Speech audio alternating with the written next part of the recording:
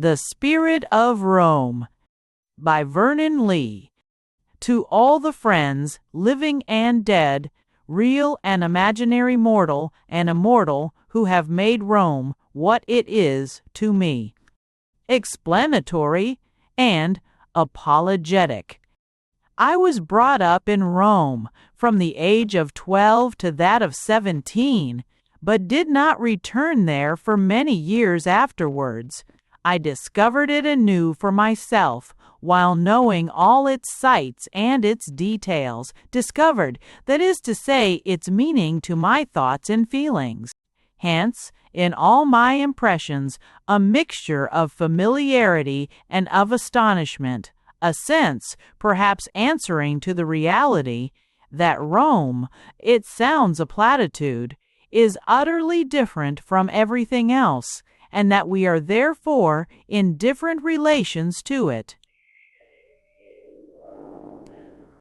Probably for this reason I have found it impossible to use up, in what I have written upon places and their genius, these notes about Rome. I cannot focus Rome into any definite perspective, or see it in the color of one mood, and whatever may have happened there to my small person has left no trace in what I have written. What I meet in Rome is Rome itself. Rome is alive, only the more so for its occasional air of death, and one is too busy loving, hating, being harassed or soothed, and ruminating over its contradictions to remember much of the pains and joys which mere mortals have given one in its presence. A similar reason has prevented all attempt to rewrite or alter these notes. One cannot sit down and attempt a faithful portrait of Rome, at least I cannot. And the value of these notes to those who love Rome, or are capable of loving it, is that they express, in however stammering a manner, what I said to myself about Rome, or perhaps, if the phrase is not presumptuous, what Rome, day after day and year after year, has said to me. Autumn 1903. The Spirit of Rome. 1. First return to Rome. Strange that in the confusion of impressions, not new mainly, but oddly revived, the same things transposed by time into new keys, my most vivid impression should be of something so impersonal, so unimportant, as an antique sarcophagus serving as base to a medieval tomb. Impressions? My mind seems like an old blotting book, full of fragments of sentences, of words suggesting something which refuses to absorb any more ink. How I had forgotten them, and how well I know them, these little details out of the past.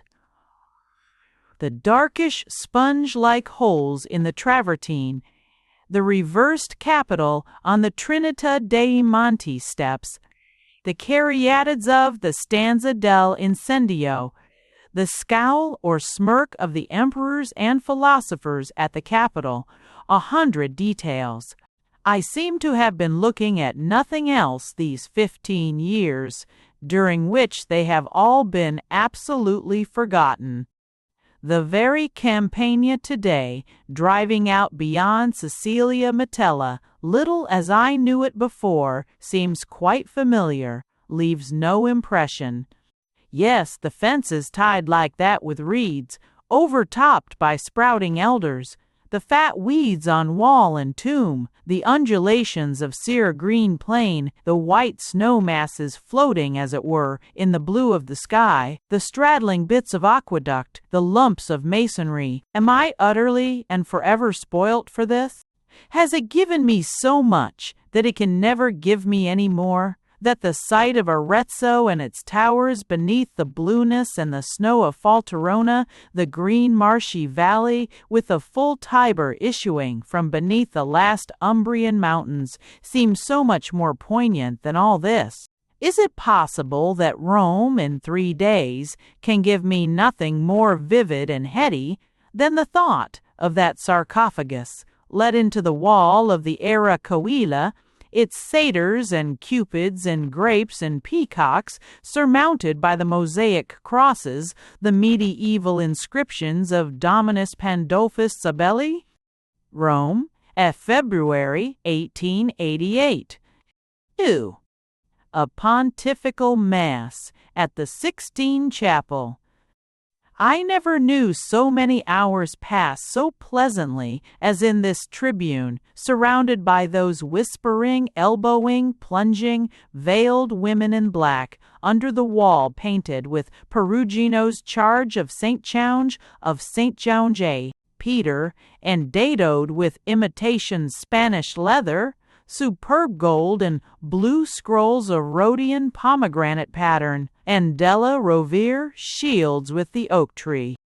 My first impression is of the magnificence of all these costumes, the Swiss with their halberds, the Knights of Malta, the chamberlains like so many Rubenses or Franz Halses, the prelates and cardinals, each with his little train of purple priestlets, particularly of the perfection in wearing these clothes, something analogous to the brownish depth of the purple, the carnation vividness of the scarlet, due to all these centuries of tradition. At the same time, an impression of the utter disconnectedness of it all, the absence of all spirit or meaning.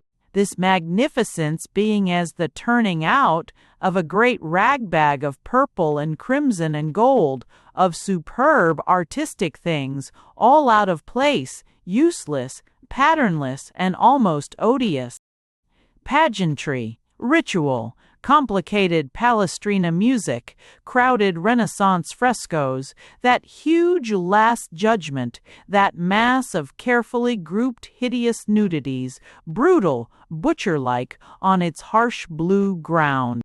That ceiling packed with superb pictures and figures, symmetrical, yet at random, portentous arm and thighs and shoulders, hitting one as it were in the eye. The papal procession, white robes, gold candlesticks, a wizen old priest swaying, all pale with seasickness. Above the crowd, above the halberds and plumes, between the white ostrich fans, and dabbing about benedictions to the right and left. The shuffle of the people down onto their knees, and scuffle again onto their feet. The shrill reading of the Mass, and endless unfinished cadences overtopped by unearthly, slightly sickening quaverings of the choir. The ceaseless moving about of all this mass of black backs, veils, cloaks, outlines of cheek and ear, presenting every now and then, among the various kinds of rusty black, no devotion, no gravity, no quiet anywhere, among these creatures, munching chocolates and adjusting opera glasses.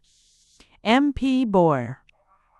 S. voice at my ear, now about Longus and Bonghi's paganism, now about the odiousness of her neighbor who won't let her climb on her seat, the dreadful grief of not seeing the cardinal's tails, the wonderfulness of Christianity having come out of people like the apostles, I having turned out Gethsemane in St. Semene, in St. Matthew in the gospel which she brought, together with a large supply of chocolate, and the Fioretti di S. Francesco, the ugliness of the women and CCC, and meanwhile the fat pink profile Perdue, the toupee of gray hair like powder of a colossal soprano, sways to and fro fatuously over the gold grating above us. All this vaguely on for a space of time seeming quite indeterminate. Little by little, however, a change came over things. Or my impression of them. Is it that one's body being well broken, one's mind becomes more susceptible of homogeneous impressions? I know not. But the higher light, the incense, fills the space above all those black women's heads, over the tapers burning yellow on the carved marble balustrades, with the rover arms, with a luminous gray vagueness. The blue background of the Last Judgment grows into a kind of deep hyacinthine evening sky, on which twist and writhe like fleshy snakes the group of demons and damned, the naked Christ thundering with his empty hand among them, the voices moving up and down, round and round in endless, unended cadences, become strange instruments, all sense of register and vocal cords departing, unearthly harps and bugles and double basses rasping often and groaning like a broken-down organ, above which warbles the hautboy quaver of the sopranos. And the huge things on the ceiling, with their prodigious thighs and toes and arms and jowls, crouch and cower and scowl and hang uneasily on arches and strain themselves wearily on brackets, dreary, magnificent, full of inexplicable feelings, all about nothing. The colossal prophetic creature in green and white over the altar on the keystone of the vault, striking out his arms to pull it all down or prop it all up, the very creation of the world becoming the creation of chaos, the Creator scudding away before himself as he separates the light from the darkness. Chaos, chaos, and all these things moving, writhing, making fearful efforts, in a way living, all about nothing, and in nothing, much like those voices grating and quavering endlessly long. Rome, March 4, 1888. 3. Second return to Rome.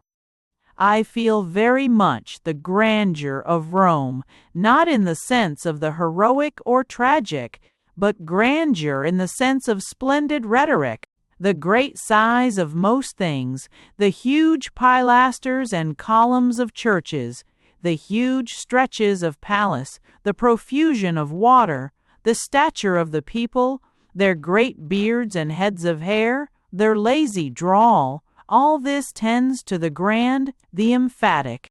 It is not a grandeur of effort and far-fetchedness like that of Jesuit Spain, still less of achievement and restrained force like that of Tuscany. It is a splendid, wide-mouthed rhetoric, with a meaning, certainly, but with no restriction of things to mere meaning. The man who has understood Rome best, in this respect, is Piranesi. His edifices, always immensely too big, his vegetation, extravagantly too luxurious, are none too much to render Rome, and those pools of blackness and immense lakes of ink. Rome, February 20, 1889. 4. Era Coeli.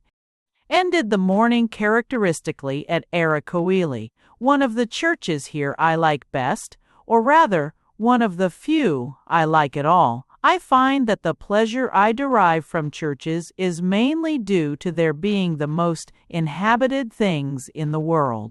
Inhabited by generation after generation, each bringing its something grand or paltry like its feelings, sometimes things stolen from previous generations, like the rites themselves with their pagan and Hebrew color, bringing something, sticking in something, regardless of crowding, as life is ever regardless of other life. Tombs, pictures, silver hearts, and votive pictures of accidents and illnesses, paper flowers, marbled woodwork pews, hangings, and each generation also wearing something away, the bricks and marble discs into unevenness, the columns into polish, effacing with their tread the egotism of the effigies, reducing them to that mere film, mere outline of rigid feet, cushioned head, and folded hands, which is so pious and pathetic. Such a church as Ara Coeli, like those of Ravenna, has this character all the more, that its very pillars are stolen from antique edifices, and show, in their broken flutings or scarred granite, that the weather also has felt its feelings about them, that they have shared in the life not merely of this religion or of that, pagan or Christian, but in the life of the winds and rains. Such churches as this, anything but swept and garnished, correspond in a way to Browning's poetry. There is the high solemnity brought home to you, not disturbed by the very triviality of the details. Mysteries and wonders, overarching the real living life of ex votos, and pictures of runaway horses and houses on fire, the life worn like the porphyry discs of the pavement, precious bits trodden into the bricks, the life of the present filched out of the past, like the columns of the temple supporting arches painted with 17th-century saints. The organ was playing to the chanting of the monks, and standing before the chapel of S. Bernardino were the Christ in the gold almond and the worshipping and music-making angels of Pinturicchio rise out of the blue darkness behind the grating. I felt oddly that music of the organ, the sonorous rasping of the bass tubes, the somewhat nasal quaver of the vox humana and the hautboy, was actually the music made by these beribboned Umbrian angels those long ages ago, in the gloom of their blue cloudy sky, with the blessing, newly arisen, Christ in the cherub-spangled gold almond among them. Holy Saturday,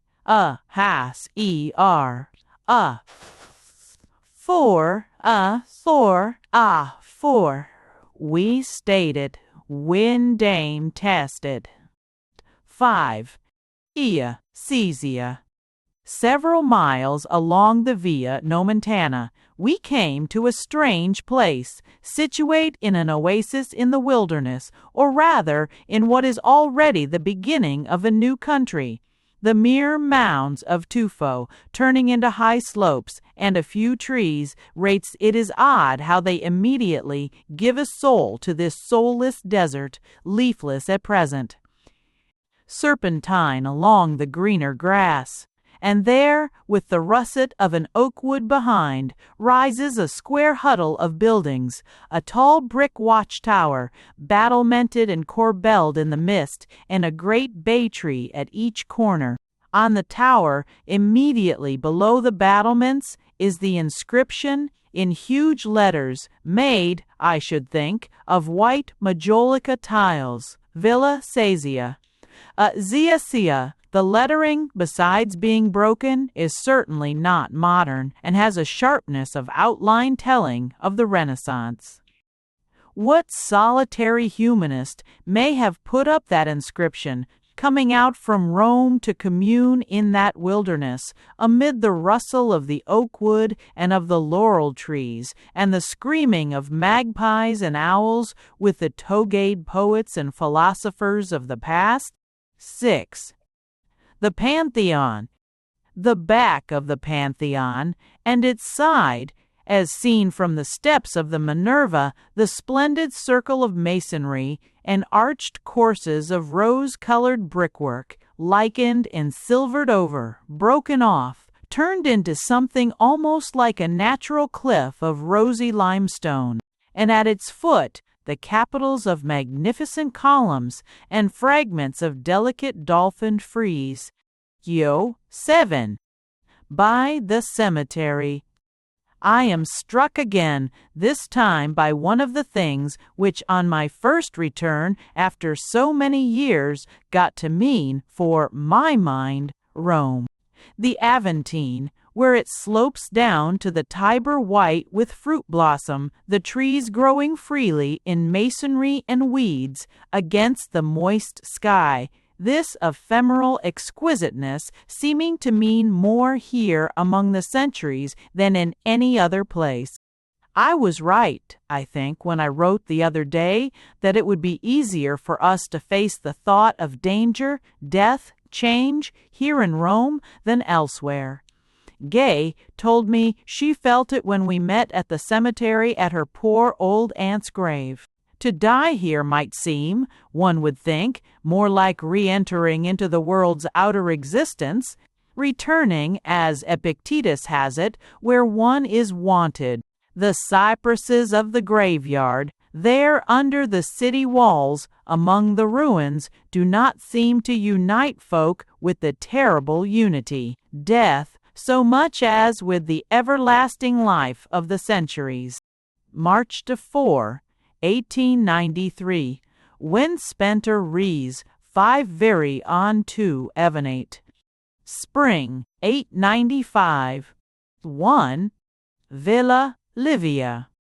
Along the road to Civita Castellana, absolutely deserted, the Tiber between low, interrupted slopes, some covered with longest, most compact green grass, others of brown, unreal tuffo, like crumbled masonry, or hollowed into signorelli-looking grottos, with deep growths of Judas tree, broom, and scant asphodels, all green and brown, of such shapes that one wonders whether they also, like so many seeming boulders scattered in their neighborhood, are not, in reality, masonry, long-destroyed towns. The Tiber, pale fawn color, flush, among greenness, receiving delicate little confluents which have come along under lush foliage, smooth, dark, shallow streams, stoneless on sandy bottom, one imagines each fought about in those first Roman days. The country is a great pale circular greenness under tender melting sky, with pale distant mountains all round. How Rome seems to have been isolated from all life save the life eternal and unchangeable of grass and water and cattle and larks, to have been suspended in a sort of void. Further along, read hovels, some propped in aqueduct arches, hovels also in caves, and squalid osterias, into whose side are built escutcheoned medieval capitals. A few mounted drovers trot slowly by. At Prima Porta, in this wilderness, a hillock of grass, descending into which you find a small chamber painted all round with a deep hedge of orchard and woodland plants, pomegranates, apples, arbutus, small pines, and spruce firs, all most lovingly and knowingly given, with birds nesting and pecking, in brilliant, enamel-like encaustic, on an enamel blue sky. Coming home in rain, Rome appears with cupola of St. Peter's and Vatican gardens so disposed as to seem only a colossal sanctuary in the wilderness. Mece. Who? Colonna Gallery. Dürer? Portrait of a red-haired Colonna with the ruins of Rome behind him, ruins which, with his violent, wild man-of-the-woods face, he looks as if he had made. 3. San Saba. The lovely floor, the minute pieces of marble forming a far more lovely than possible, faded purple and lilac rug. Also, the pathetically trodden down to bits porphyry discs in the doorway, and the little sippus of a Roman girl who lived 16 years and 28 days. Against the apse outside, the great python of a cactus. Looking down into the deserted church through the window of the loggia, one half expects to see stoled ghosts in the vagueness below. Outside and opposite, the immense counterforts of the Palatine and its terrace and sparse cypresses. Here. 4. Es Pauo Fori. The wonderful loveliness of the double colonnade of polished granite pillars on the polished pale gray marble floor. Fantastic, like transfigured pools and streams of purest water. May 9. 5. Pineta Torlonia. Asphodels on the banks. As we come up, the peasants drive into the stable, one by one, a lot of mares with their foals. Along the road, a drove of great long-horned gray oxen, a bull-calf canters among them. Between us and St. Peter's is a delve full of scrub ilex, walls also full of valerian and that gray myrrh-like weed.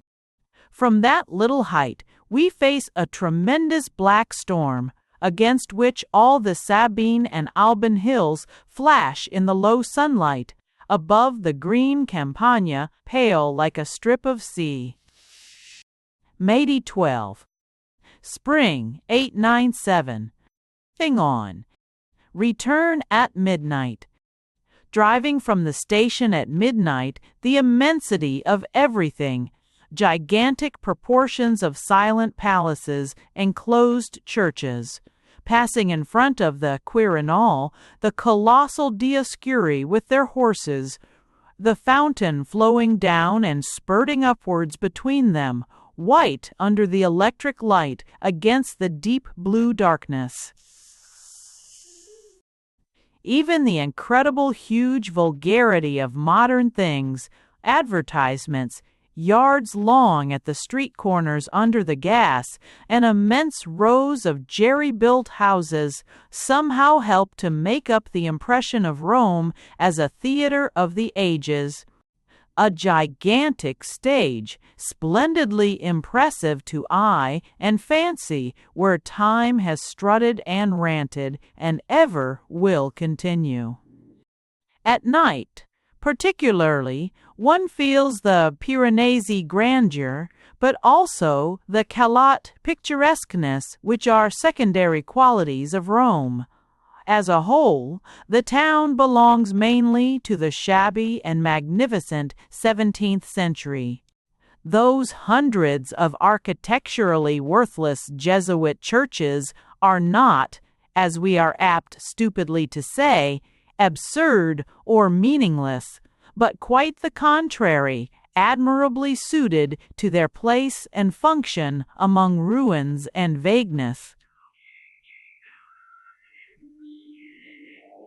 The beggars and loafers, the inconceivable squalor and lousiness are also in 4. Sia male 4. Via Madama. The great empty unfinished hulk, very grand and with delicate details, stranded like the Ark on Ararat on its hillside of brushwood and market garden, seems to sum up, in a shape only a little more splendid than usual, the story told on all sides. For on all sides there are great moldering unfinished villas, Barocco casinos, even 15th-century small palaces deserted among the fields, and everywhere monumental gateways leading to nothing. Their story is that of the unceasing enterprise of pope after pope and cardinal after cardinal against the inexorable climate of Rome. Each short-lived generation of old men come to Rome too late to learn, already accustomed to order about and to swagger, refusing to see the ruins left by its predecessors, insisting on having its way with those malarious hillocks and riversides, only to die like the rest, leaving another gaunt enclosure behind. One of the fascinations of Rome is undoubtedly not its murderous quality as such, but the character of which that seems apart, the quality of being a living creature with unbreakable habits and unanswerable reasons, making it massacre quite quietly whatever came in its way. Rome, as perhaps only Venice, is an organic city, almost a living being, its genius loci, no allegory, but its own real self. Nam, Parch, Subway. 3. From Valmontone to Olivano. Valmontone, on the railway line to Naples, to which we bicycled back from Segni, a savage village on a hill, pigs burrowing and fighting at its foot, and on its skirt a great stained Palazzo Farnese-like palace. Crossing the low hills of the wide valley between the Alban and Sabine chains, magnificent bare mountains appear seated opposite, crystalline, almost gem-like, and splendid, almost crepuscular colors in the valley even at noon, deep greens and purples, the pointed straw stacks replacing, as black accents, our Tuscan cypresses. Quantities of blue and white windflowers on the banks, and wine-colored anemones under the thick ilex-like olives, and all round the splendid pale blue chains of jagged and conical mountains. A population of tattered people and galled horses, much misery, a sort of more savage Umbrian landscape, and without Umbrian serenity, deserted roads. I am writing from the olive yard above the inn, the rugged little Olivano, hanging, almost sliding, down the hillside opposite, black houses and yellow lichened roofs. Olivano, March 28. I can't, said Moore. From Olivano to Subiaco. Yesterday afternoon, bicycled and walked from Olivano to Subiaco, a steep 1.5 miles up to the very crest of the mountains, and then down some sharp corners and 1 or 2 very precipitous zigzags, letting myself run down, the first time I have had such a sensation largely of fear, partly of joy. A changing view in front, on the side and steeps of sere woods, great mountains, like jasper or some other stone that should be veined amethyst, a smell of freshness, whiffs of violets, at one point a small green lake, deep below, stagno di rogede, yet an annihilation of both space and time.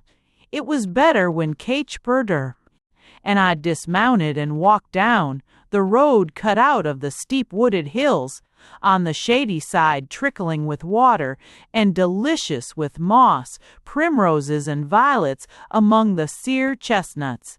Here and there, a cherry tree in the valley deep below, like a little puff of smoke.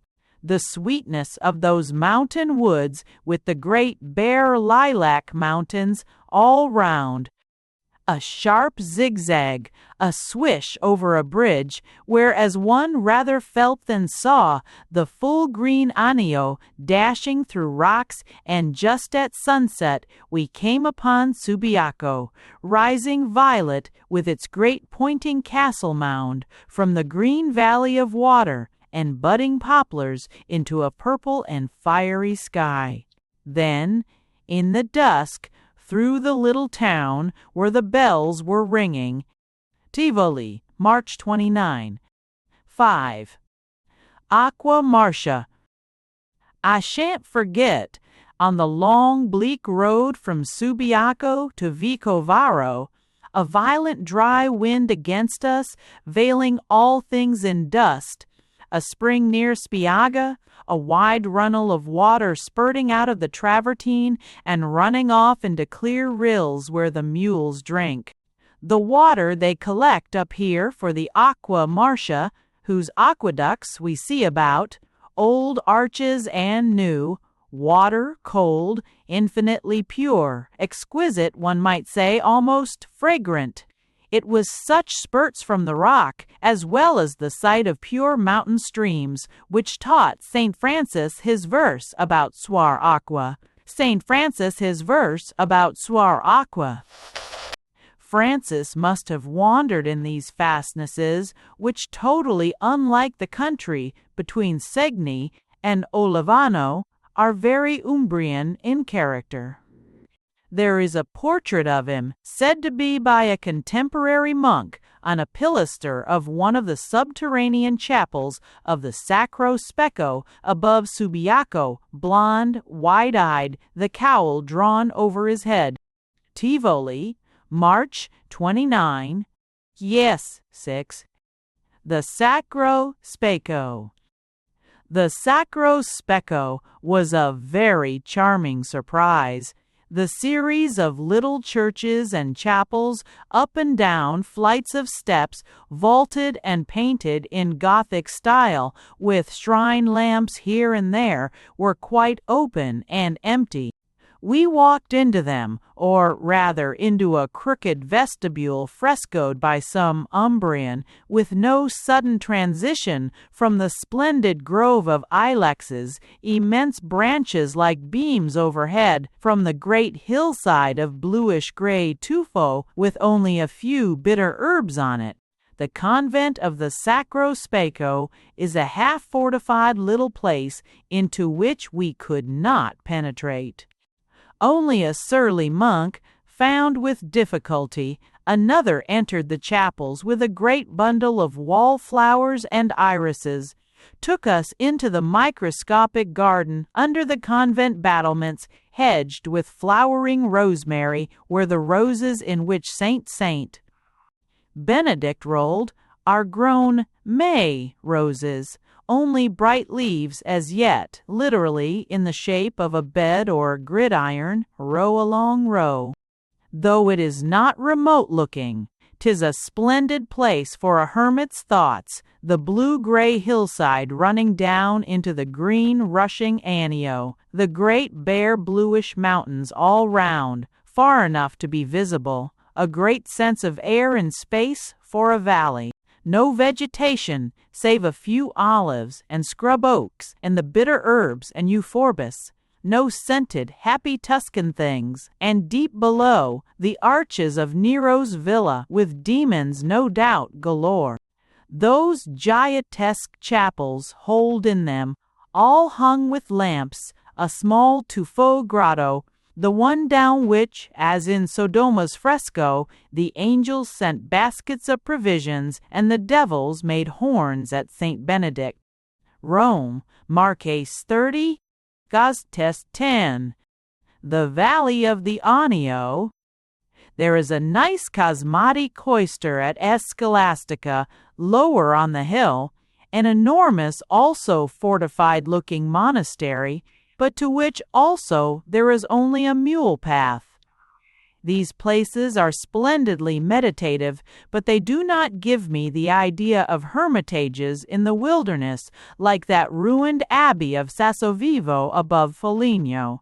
But the Sacro Specco's little up-and-down chapels, a miniature Assisi, empty yet not abandoned on this sunburned rock, are very impressive. I take great pleasure following the Anio, which we first met coming out of the narrow gorge round the Scholastica hill. The other side, behind Nero's ruins, is a hill covered with pale green scrub, beech, or more likely, alder, down below Subiaco.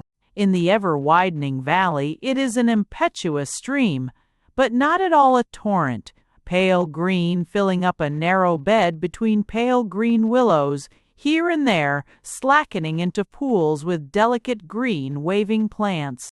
A very unexpected and to me inexplicable sight among those mountains which are more arid than any Tuscan ones, and from which very few tributary streams seem to descend.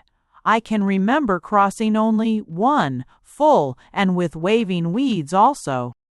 The Anio swirls round a beautiful wooded promontory, ilexes, and even a few cypresses between Spiega and Vicovaro, making a little church into a miniature Tivoli Sibylla. One becomes very fond of such a stream, and it is a great delight to see it in its triumph at Tivoli, racing headlong into the abyss of the big fall, only a spray cloud revealing it among the thick green, or breaking out into tiny delicate fountains, garden fountains you would think, among the ilexes and grottos under the little round temple. A wonderful mixture of wildness and art, a place, with its high air, its leaping waters and glimpses of distant plain, such as one would really wish for a Sibyl and might imagine for Delphi. an enchanted place with its flight and twitter of birds above the water.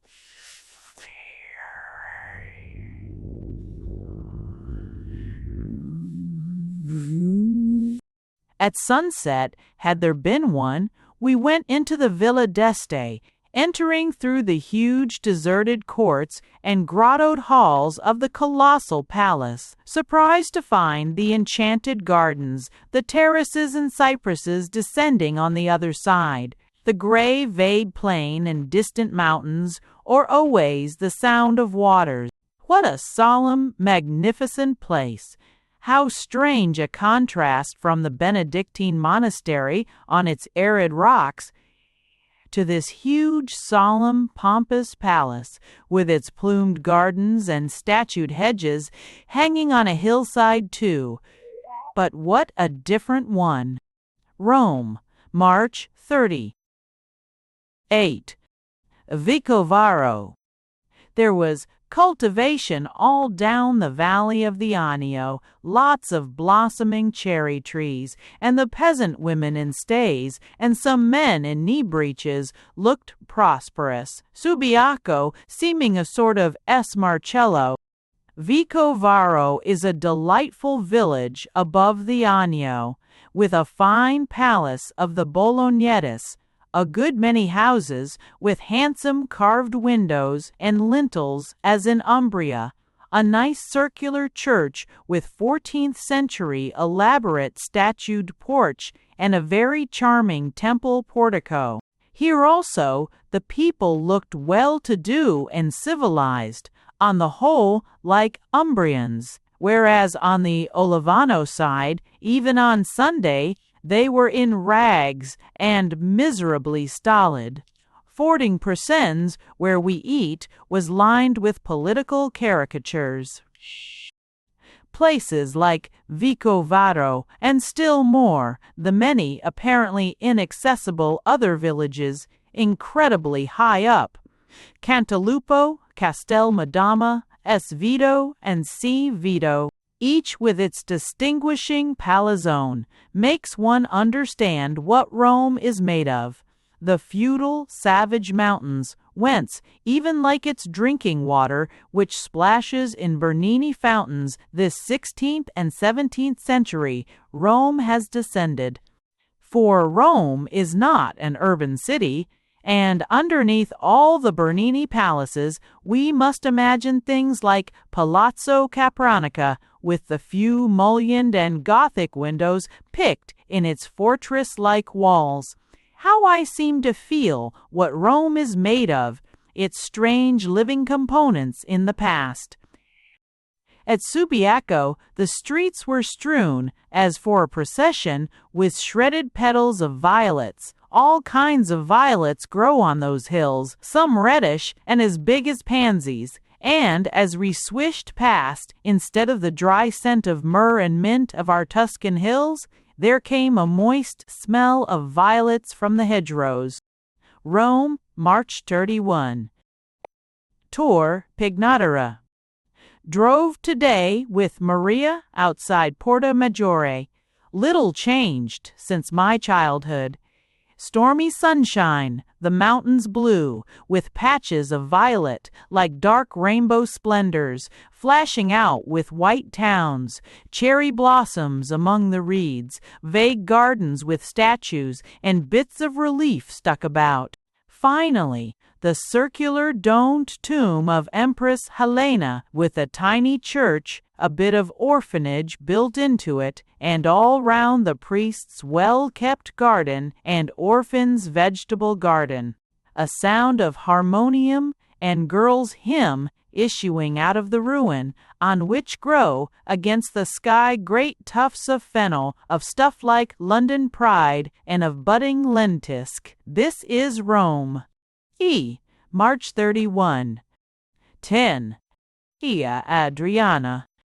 We crossed the Anio twice, first at Ponte Mamolo, where it is Tiber-colored, and it tugs at the willows, then before it has been polluted by the sulphur water of the Acque Albule.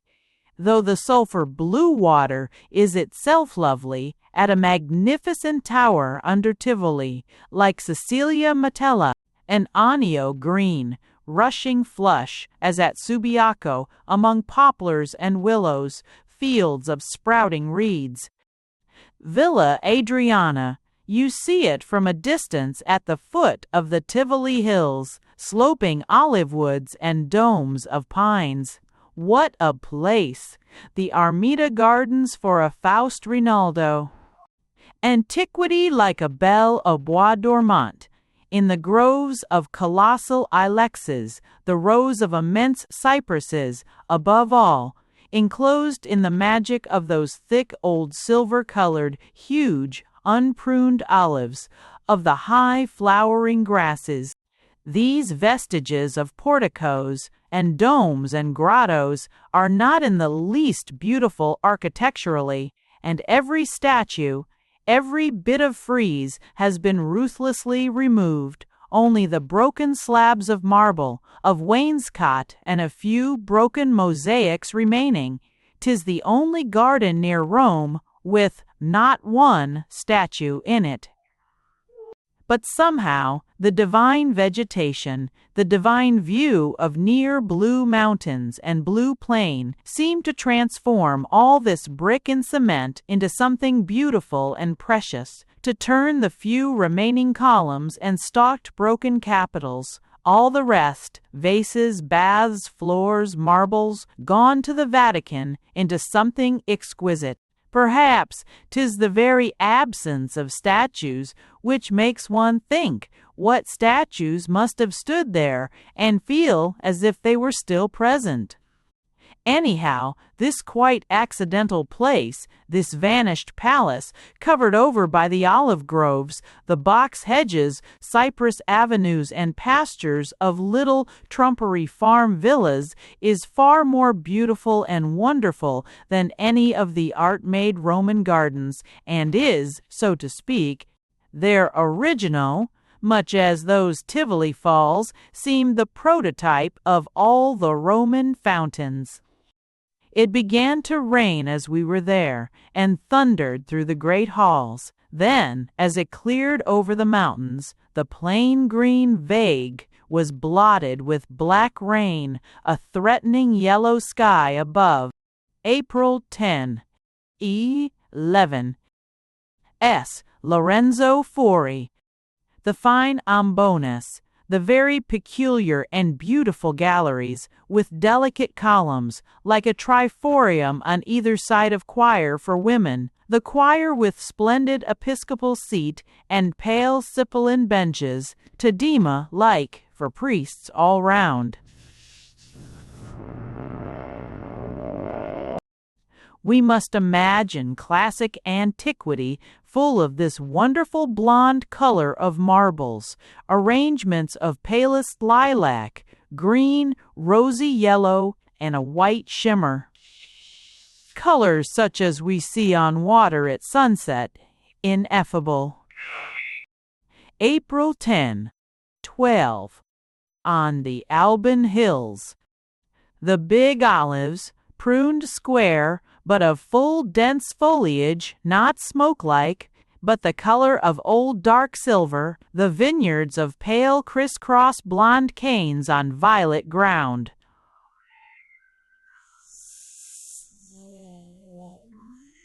The railway goes round. A fringe of budding little trees, and of great pale asphodels, the smell of them, and a freshness. Beautiful circular church, cupola, silvery, ribbed outside, at Aricia, opposite Palazzo Chigi, a great grim palace, stained gray with damp and time, flanked by 4 sorts of towers, windows scarce. This solemn type of 16th century White Devil of Italy palace or villa recurs in this neighborhood. Places to keep their secrets, some apparently on the very border of the Campagna, where vines and olives end. Wonderful woods full of flowers between Albano and Genzano. The little round lake of Nemi disappointed me. bicycling to Marino, Lake Albano seen from above, waters reflecting black storm, sere oak woods of Rocca di Papa, stormy purple too, and round, the highest Latin peak, which looks like an altar slab, a great inky storm, water, hills, sky, all threatening inky green and violet, and against them, on the hill ridge of stones, the delicate pale pink chandeliers of the asphodels. On the other side, the slopes of vineyards and pale blue campagna and faint shining sea line, blonde under a clear sky, lovely woods of oak near Marino, through which, alas, we swished downhill. A whole flock of sheep, newly rattled and fawn-like shepherds lying in the shade opposite. In Villa Torlonia, at Albano, a pond, surrounded by masks, whence water spouted, deep green water, broken by fountain, green deep ilex groves round, every stone picked out with delicate green moss. And at the end of the vistas, the Campagna in green, purple-blue mottling of evening, hillocks and farms and aqueducts, hay and straw stacks vaguely visible, and beyond the white shiny sea, the storm has disappeared, leaving only a few clouds veiling the Subiaco Mountains, which we see. How different in memory from these Latin hills! All up the hill, great terraced gardens, piled up villas, Aldobrandini, Falconieri, Lancilati. Rome, April 13. 13. Waivers and H. Riders, sign of Ridi of the Risa.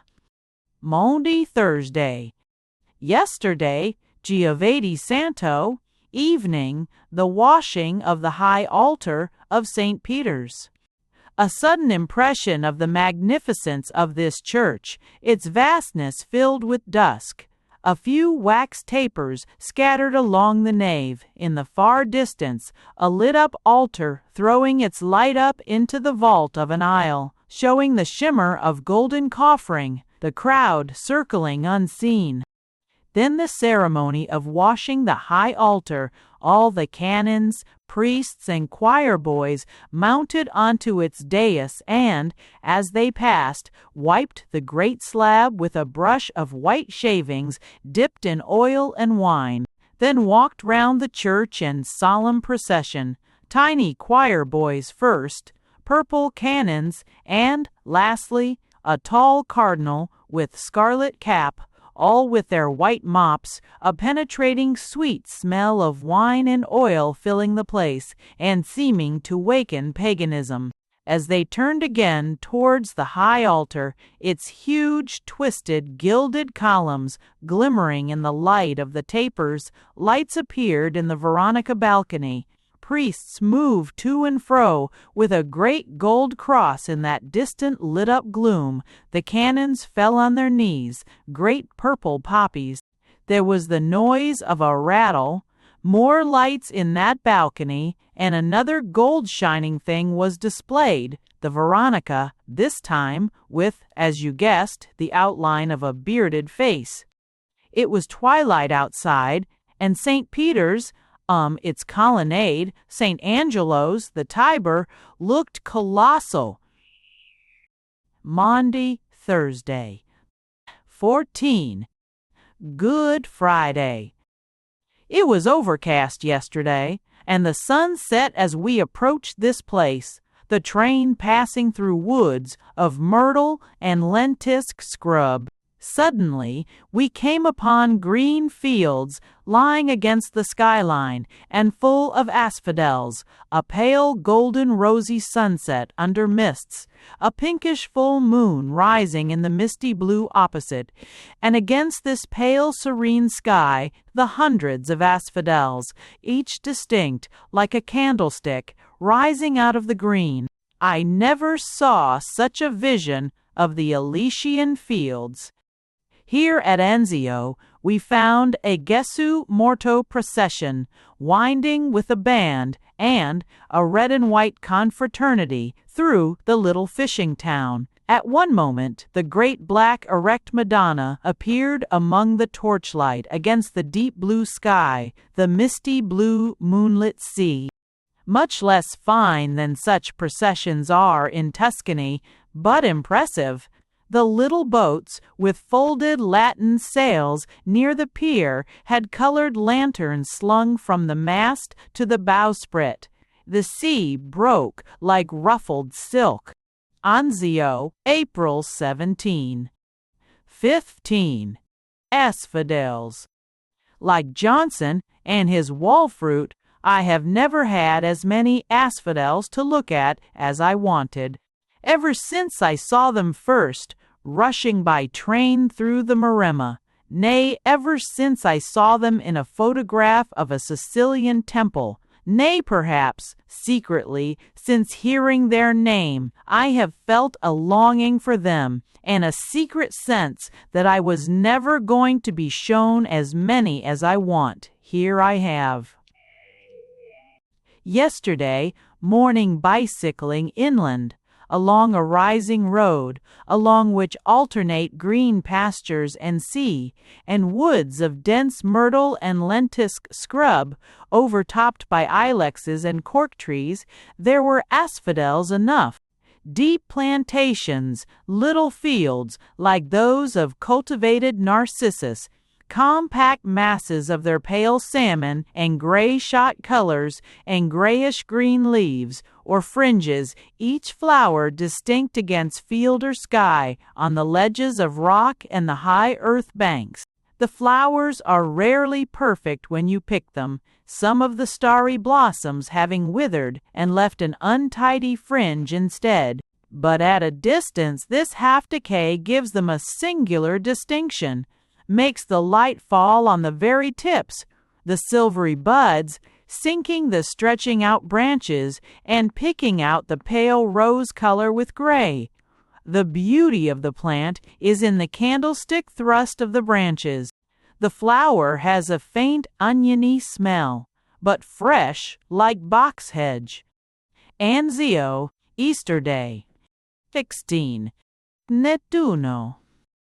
Nettuno, a little castellated town on the rocks, battlemented walls and towers, a house with fortified windows, a 16th-century fortress, very beautiful, all manner of vines, weeds, and lilac flowers growing in the walls, men in boots and breeches and brigand hats about, women with outside stays.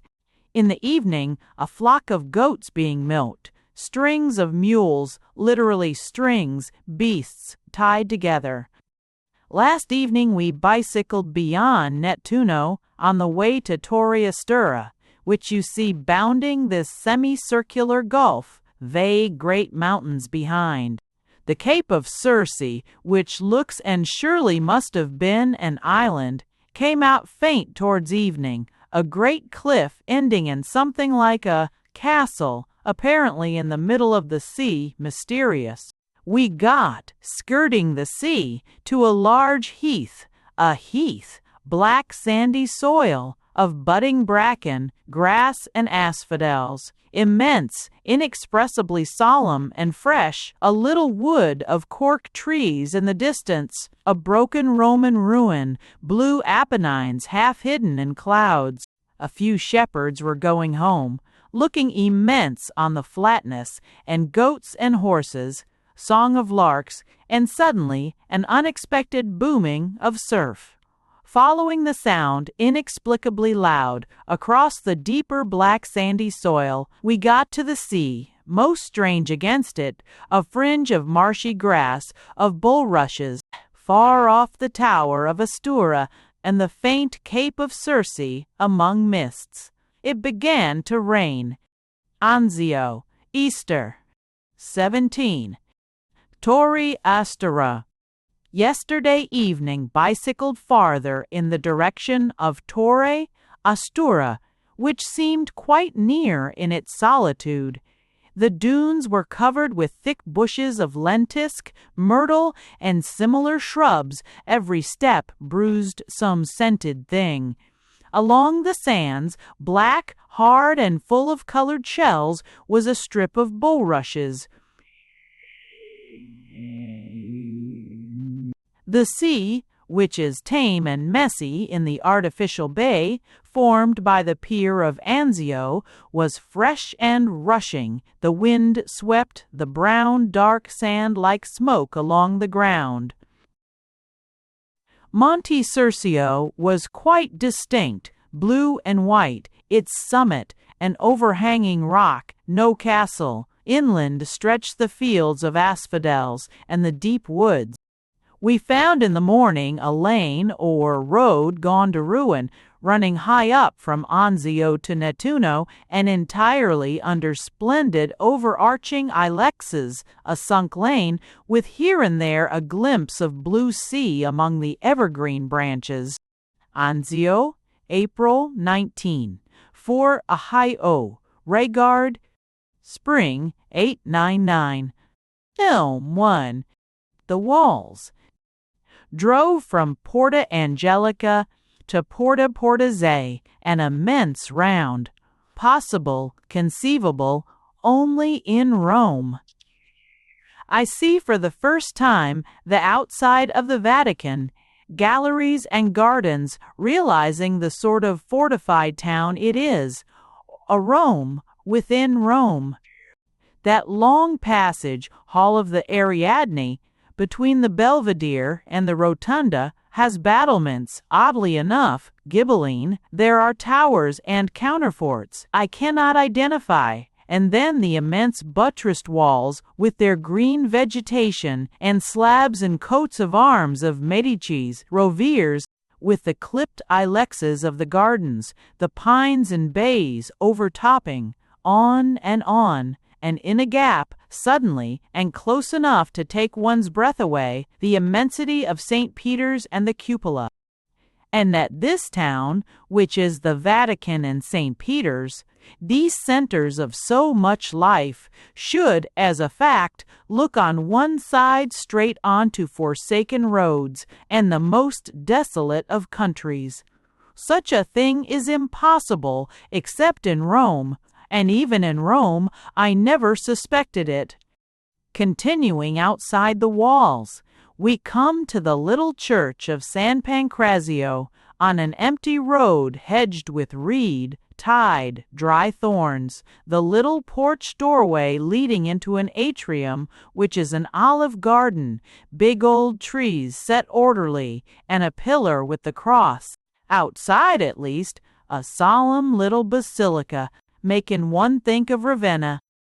We drove, apparently for miles, up and down, round and round, between two immediately successive gates, San Pancrazio and Portese, green slopes, dry vineyards with almond blossom among the crisscross canes, breaks of reeds here and there, rows of little triumphal bay trees in flower over the walls, great overhanging ornamental gateways leading to nothing, and, at long intervals, moldering little villas and trattorie with mulberry trees clipped into umbrellas. Rome totally disappeared, hidden, heaven knows where, in this country of which there seems an unlimited amount, always more green slopes, more dry vineyards, more distant campagna, and yet, seemingly close by, the great bells of St. Peter's ring out the Thanksgiving service for the Pope. Antonia said, "Shall we go for a minute into St. Peter's? It will be all lit up." And, in that endless emptiness, the words sounded absurd. St. Peter's? Rome? Where? March 13. 2. Palazzo Cenci. This morning, rambling along the unfinished Tiber quays and the half-pulled-down houses of the old Jewish quarter, attracted a little, perhaps by the name Vicolo dei Cenci, I let myself be importuned by a red-haired woman into entering the Casa di Beatrice Cenci, a dreary, squalid palace, given over to plasterers among the dust-heaps, and afterwards beguiled, Further up flights and flights of black stairs into someone's filthy little kitchen, I was made to look down through a mysterious window into the closed church of the census. Looking down, always a curious impression, into a dark, musty place and onto vague somethings which are, they tell me, the tombs of the census.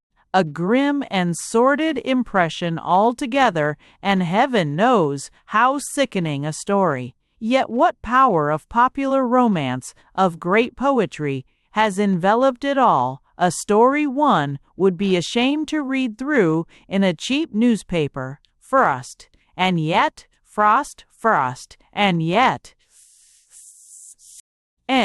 March 24. 3. Monte Cavo. Yesterday, with Maria Antonia and the poet Pasquarella to Rocca di Papa, lunching in a piece of the woods which M. has bought. The grass of the Campagna, beyond the aqueducts, is powdered with daisies like a cake with sugar. Further, where the slopes begin, the exquisite brilliant pink of the peach blossom is on the palest yellow crisscross of reeds in the dry vineyards.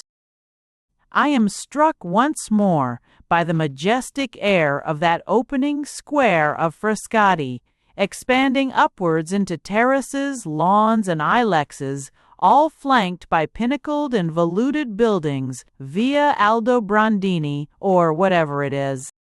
We drive up through the sere chestnut woods, where windflowers and blue squills come up everywhere among the russet leaves. Suddenly, in the faint light above a clearing, the stacked white trunks, the lilac sereneness of the trees, and high up, shimmering and misty, the rock of Rocca di Papa with its piled-up houses. Then, through the woods again, on foot, up a path first deep in dry leaves, then paved with hard volcanic flags, chestnut woods, but no longer cut for charcoal. The smoke of its burning rises from below, but in clumps, straight slender bowls rising from immense roots. Chestnuts, so unlike those of our Apennines that, when higher up, they are exchanged for beeches.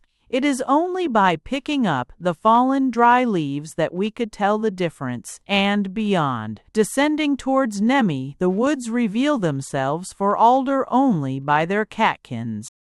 Immediately above the town of Rocca di Papa, before you begin that ascent through the woods of Monte Cavo, are the Campi d'Annibale, the former crater of the volcano of Mons Latialis, grass fields, whose legend, Pasquarella tells us, that when Hannibal encamped there, the Romans raised the necessary money by selling the ground of the enemy's camp.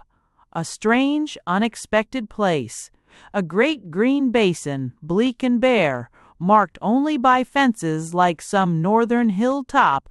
On such fell sides shall the Romans camp above the Tyne and Tweed. We climbed up through the woods, Antonia and I, following the keeper in his riding boots, silent, or at most exchanging a word about the flowers, all blue, barrage, squill, and dog violets among the fallen leaves. And little by little there unrolled, deep below us, the dim green plain with a whiteness which is St. Hugh's in the Fightin, Peter's, and then there unfolded, gradually, unexpected, the pale blue of one lake and of a second, till, near the top, they had both turned into steely mirrors, tarnished, as by breath, by the rapidly passing clouds.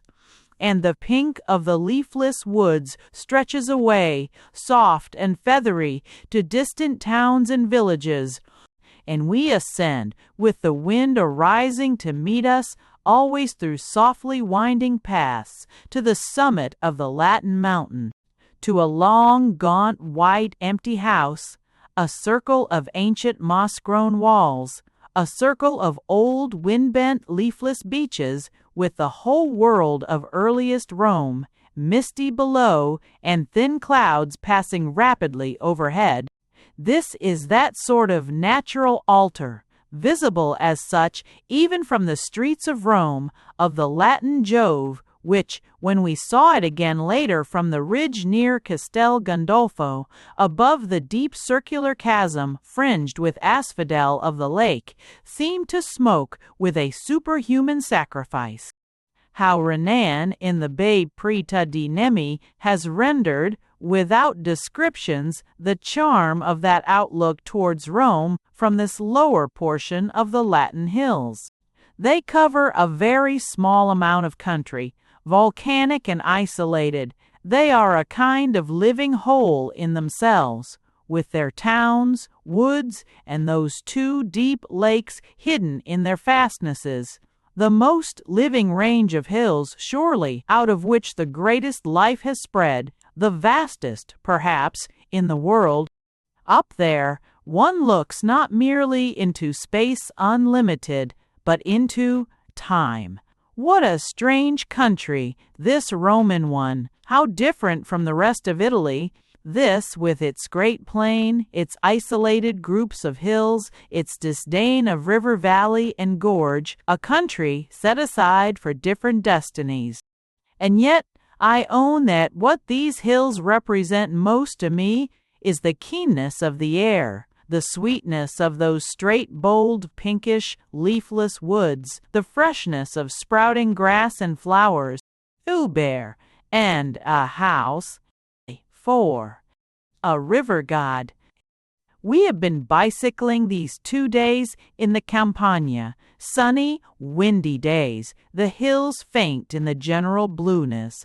About 3 miles along the Via Ardeatina, we alighted and sat on the grass in a little valley between two low grass hills, a stream, a few reeds, 2 or 3 scant trees in bud, and the usual fences leading up to the mountain, framed in, with its white towns, between the green slopes.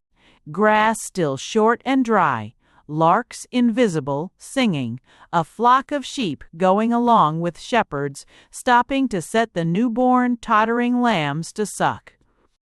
At the valley's mouth, over a wide horse trough where a donkey cart was watering, a little recumbent river god, rudely carved and much time-stained. H. 16. 5. The Pantheon. A bright day of iciest tramontana, cutting you in two in the square, under the colonnades, and in the narrow chink opening of the great green bronze doors. Almost entirely empty, that great round place, the light, the cold haunting its gray dome.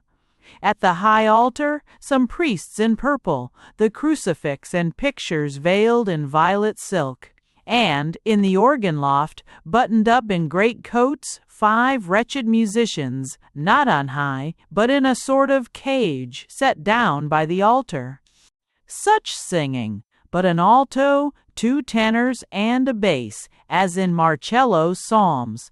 And, frightful as was the performance, I was fascinated by their unaccompanied song, something of long, vague passages and suspended cadences, fitting, in its mixture of complexity and primitiveness, its very rudeness, barbarousness of execution, into the great round bleak temple with the cold windy sky looking down its roof, the bleakness of outdoors, enclosed as it were within doors. P. Palm Sunday, 1899. Ix. Santi Quattro Coronati. I went into several small churches to see the sepulchres, not like our Tuscan ones, wretched things, mainly tinsel and shabby frippery. At Santa Prisca we trespassed into orchards, almond trees barely green, artichokes and dust heaps, with the belfries of the Aventine behind, the pillared loggia of San Saba, and the great blocks of the Baths of Caracalla in front. The church, shut on ordinary days, was quite empty, only a dozen Franciscans at office kneeling by the frame of lighted candles, one of which was extinguished with each verse of hoarse liturgy by a monk kneeling apart. After, stay, Prisca, San Clemente, very Byzantine and fine in the gloom, and then to that dear church of the Santi Quattro Coronati, which has beckoned to me ever since my childhood, and which, with its fortified-looking apse, its yard and great gate tower, looks like a remote abbey one would drive to, forgotten, hidden, unheard of, for hours and hours from some out-of-the-way country town. We'll take you to so-and-so, one's host would say, and one would never have heard the name before, crossin'.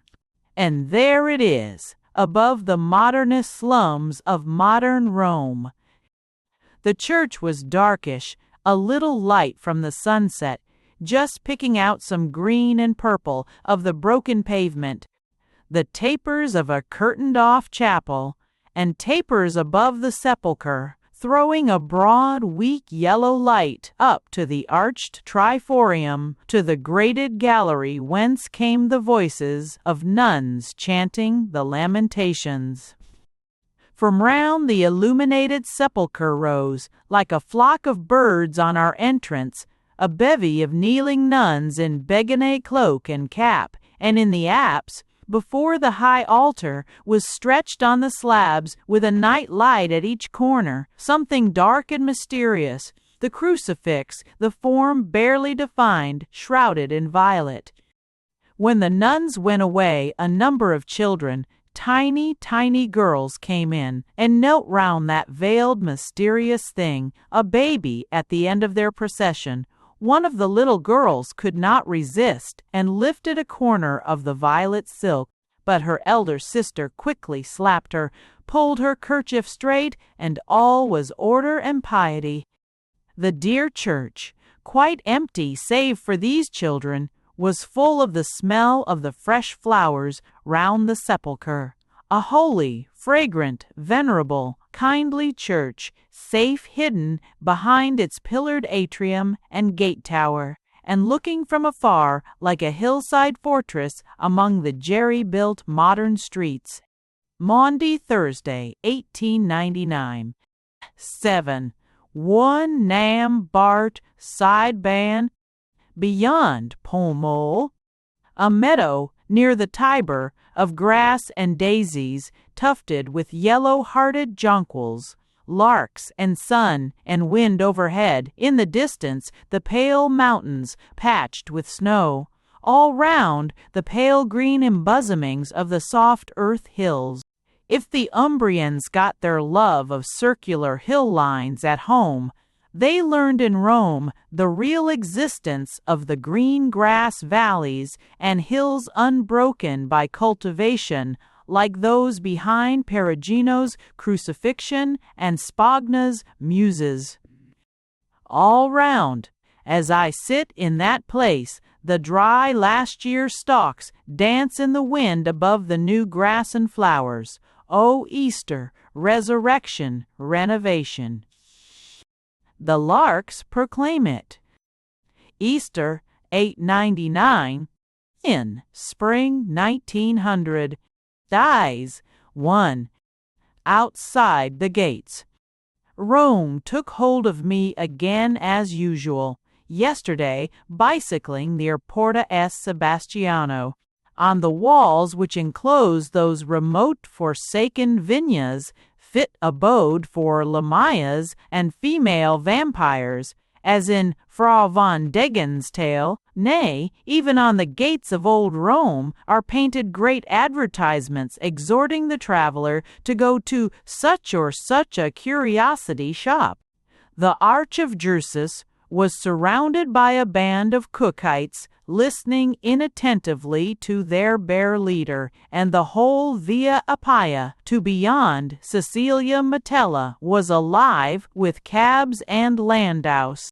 But such things, which desecrate Venice and spoil Florence, are all right in Rome, Rome, somehow, knows how to subdue them all to her eternal harmony, that all the vulgarities of all the furthest lands should all pass through Rome, like all the barbarians, the nations and centuries, seems proper and fit.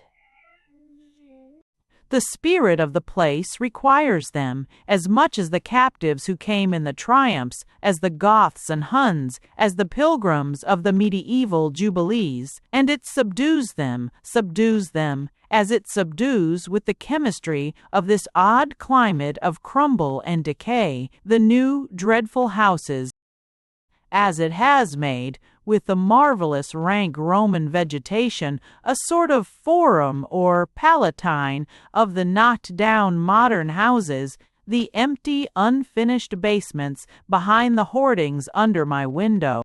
Driving at midnight from the station, my eye and mind were caught not merely by Castor and Pollux under the electric light and by the endless walls of high palaces, but also by a colossal advertisement of Anzio, in English, setting forth to the traveler its merits connected with Nero, and I think Coriolanus, Nero and Coriolanus as elements of reclaim.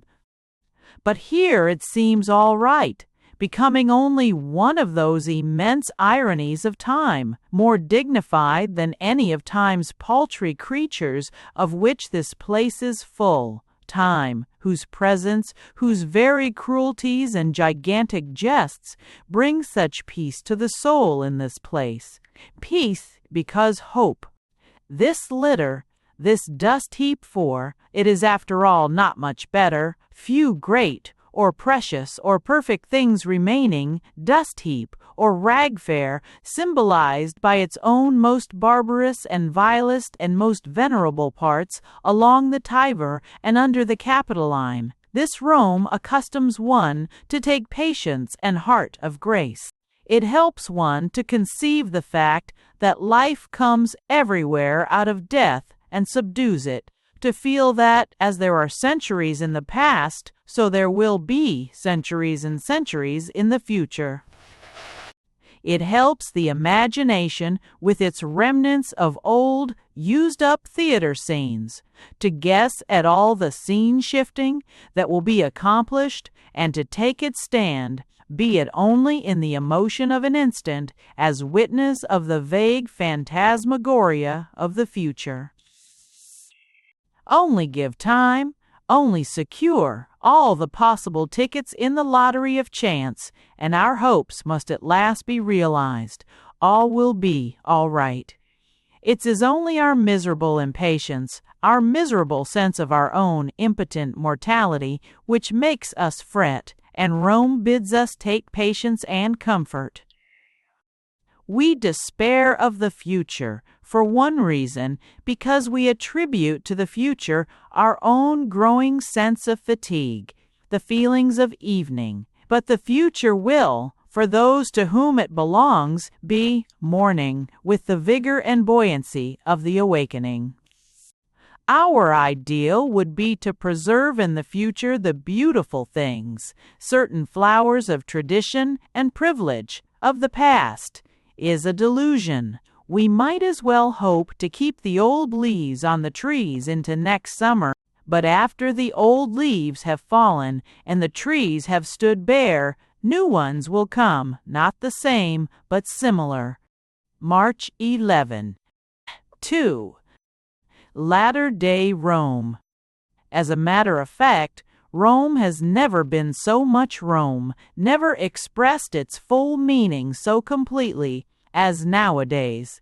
This change and desecration, this inroad of modernness, merely completes its eternity.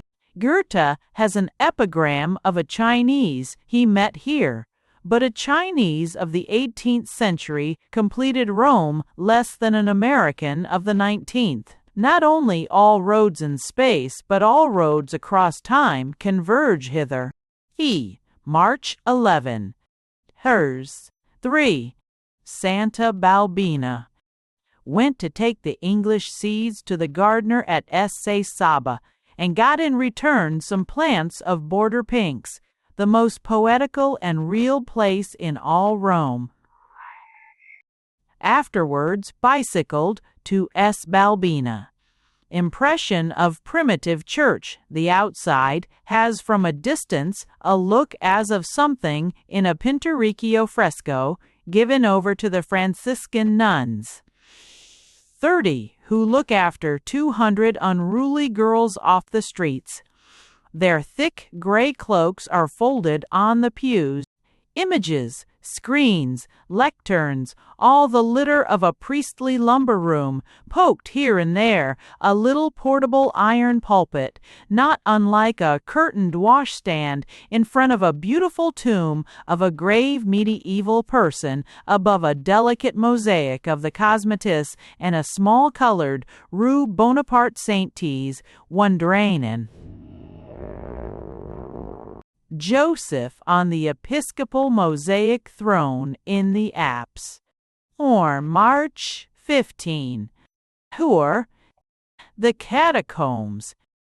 Today, catacombs of S. Domitilla in Via Sette Chiese with Maria, Guido, and Pasquarella. The impression of walking for miles by taper light between those close walls of brown friable stone, or that soft, dusty ground, in a warm, vague, stifling air. The monotonous rough sides, the monotonous corners, the widenings in and out of little Galla Placidia-like crypts with rough-hewn pillars and faded frescoes of the irregularly cut pigeonholes where bits of bone molder and the brown earth seems half composed of bone. That brown, soft earth of the catacombs, the stuff you would scratch off the damp walls with your nail, rotting stone, rotting bone, the very soil of Rome, lilacish, like cocoa, friable, light, which used somehow to give me the horrors already as a child, the soil in which the gardener of S. Saba grows his pinks and freesias without a spade or hoe visible anywhere. The soil which seems to demand no plow, the farthest possible from the honest and stiff clay, demanding human work, of nature, the Roman soil, a compost, as Whitman would say, ready manured. The work of man in this earth, of which a pinch, transported into church front or roof, produces great tufts of fennel and wild mignonette, the work of man in it merely to have died. No sense of the ages in these catacombs, or of the solemnity of death, or of the sweetness of religion, black, narrow passages, gutted for centuries. The poor wretched human remains, save those few, turned up by the modern spade, packed, sent off, made presents of, sold to all the churches and convents of Christendom. Bits of bones in cotton wool, with faded labels, in glass cases, such as we see in sacristies and see, or enclosed in glories of enamel and gold.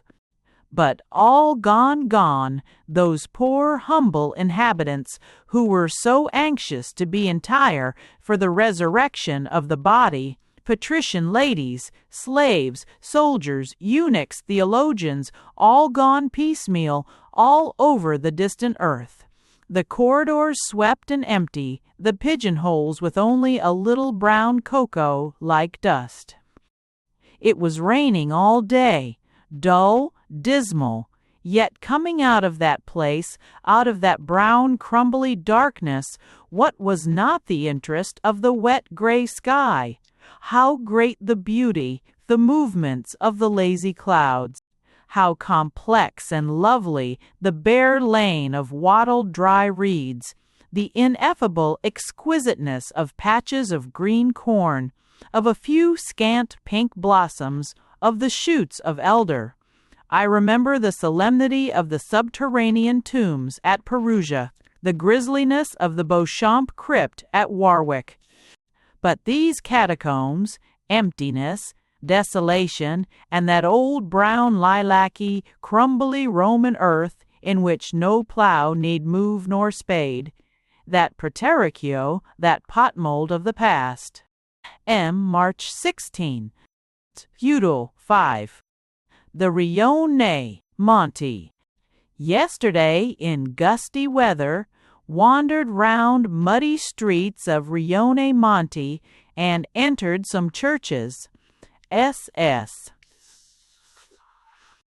Cosme Damiano in Forum, it has got lost, so to speak, in the excavations, and you seek it through blind alleys and a long dark passage.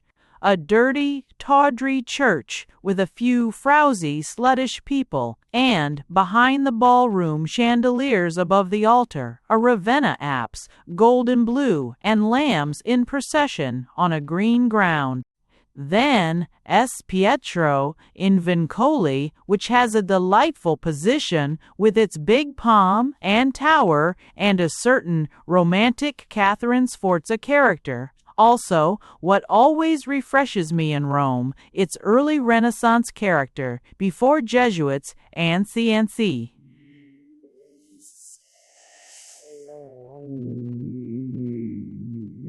Michelangelo's Moses somehow belongs to Rome, has Rome's grandeur, emphasis, and Rome's theatrical quality. All round are buried 17th century prelates, Cinthio, Aldobrandini, and C., setting forth glories but with skeletons as supporters. Decidedly, Rome was never more Roman than at present. The pulling down and building and excavating, the inappropriate jostlings of time and character, merely add to the eternal quality, serene and ironical.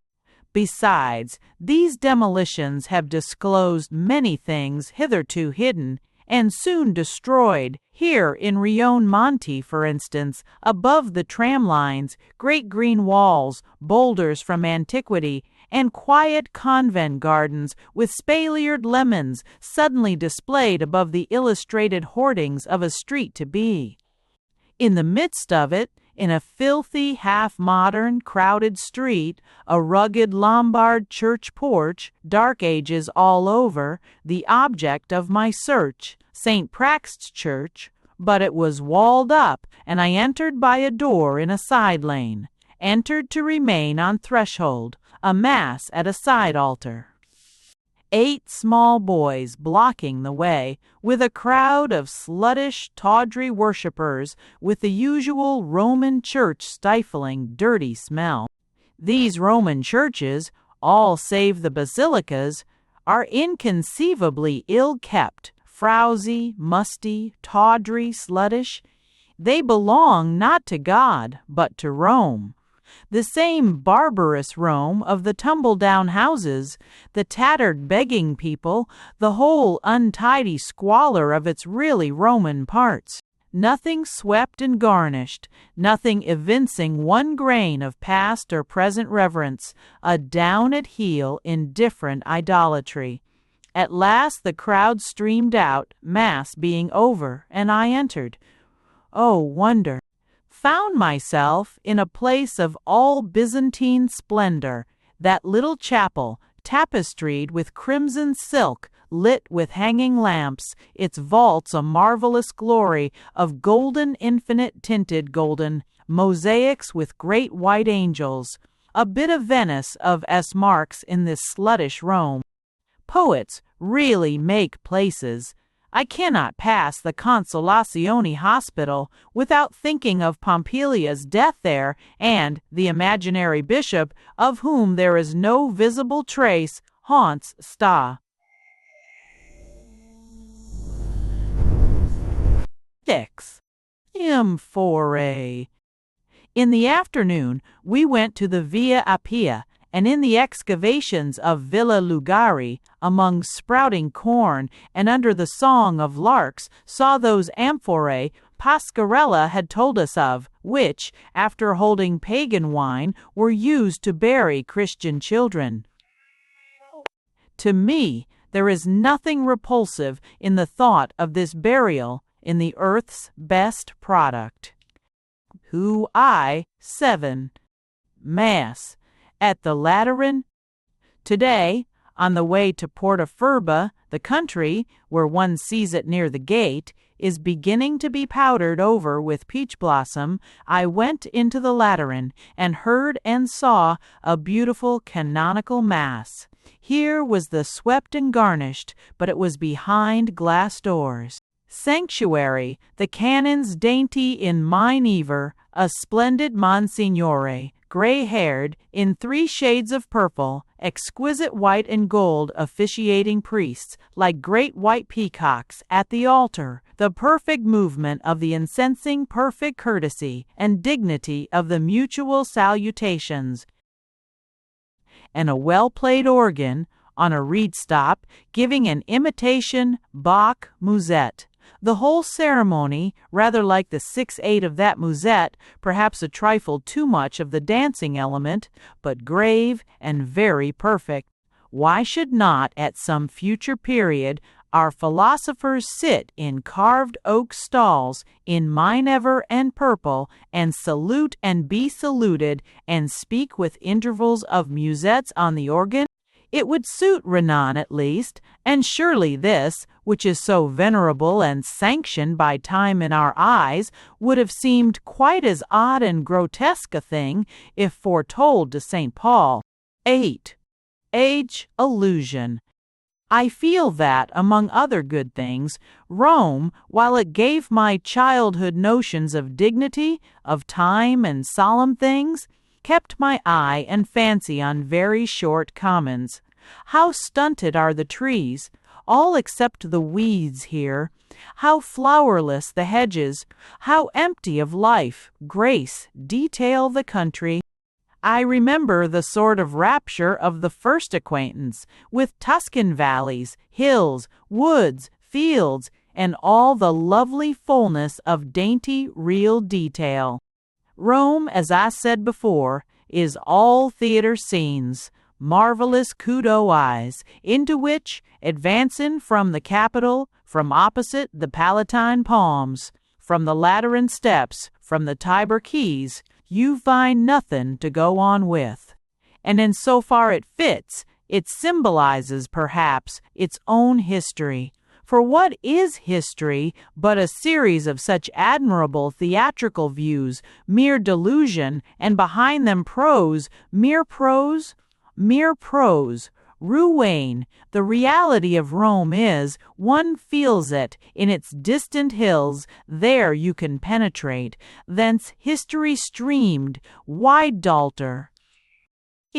March 19. Guys, Santa Maria, in Cosmedin. After wandering between tremendous hailstorms about the Aventine, the black sky, and turbid Tiber from S. Alessio, in odd contrast with the lemons and oranges and freesias of S. Sabina, and with the chill, empty churches, I waited for a mass at SM in Cosmedin. Garlands, how poor and inartistic compared to the Tuscan and Venetian ones, hanging in porch and box, strewn at the door. The church, just restored, very swept and garnished still, with its Byzantine delicacy of fluted ribbed columns, carved precious ambones, and carpet of lovely marbles, a place for the perfect ritual and splendid vestments of an aristocratic worship, slowly filled with, oh, such a poor, wretched congregation, while the 2 priests, 2 sacristans and small choir boys looked on with a glance at watch, like people preparing for a play and waiting for a full house, the bell ringer occasionally hanging on to the rope near the door and giving a jump as he let go. I don't mean merely poor in fortune, in ragged, draggled clothes, the sweepings of those rag-fair quarters, but poor in wretched, ill-grown, ill-dull, stupid bodies and souls, draggle-tailed like their clothes, only 2 savage-looking peasants having dignity or grace. More like an Irish congregation than an Italian, the two policemen, the women nursing their babies, the dreary, sickly nuns, the broken, idiot-looking, shabby, elderly men in overcoats. At last the priests and choir boys, to match, went in procession to the altar, and the service began, merely chants with a response from the crowd. But as soon as they began, everything seemed to pull together, to be all right, to have significance.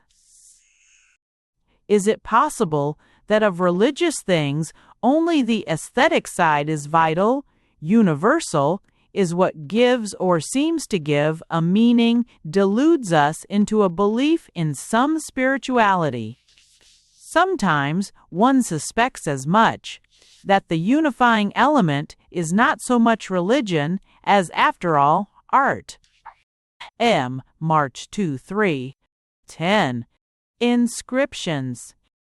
These are fragments of inscriptions from the Macellus Liviae of the time of Valens and Gratian, now transferred to the porch of S. Maria in Trastevere. Macias vixit dulcissime cum suis ad supremam diem. C. Ganius primogenitus vix an VI.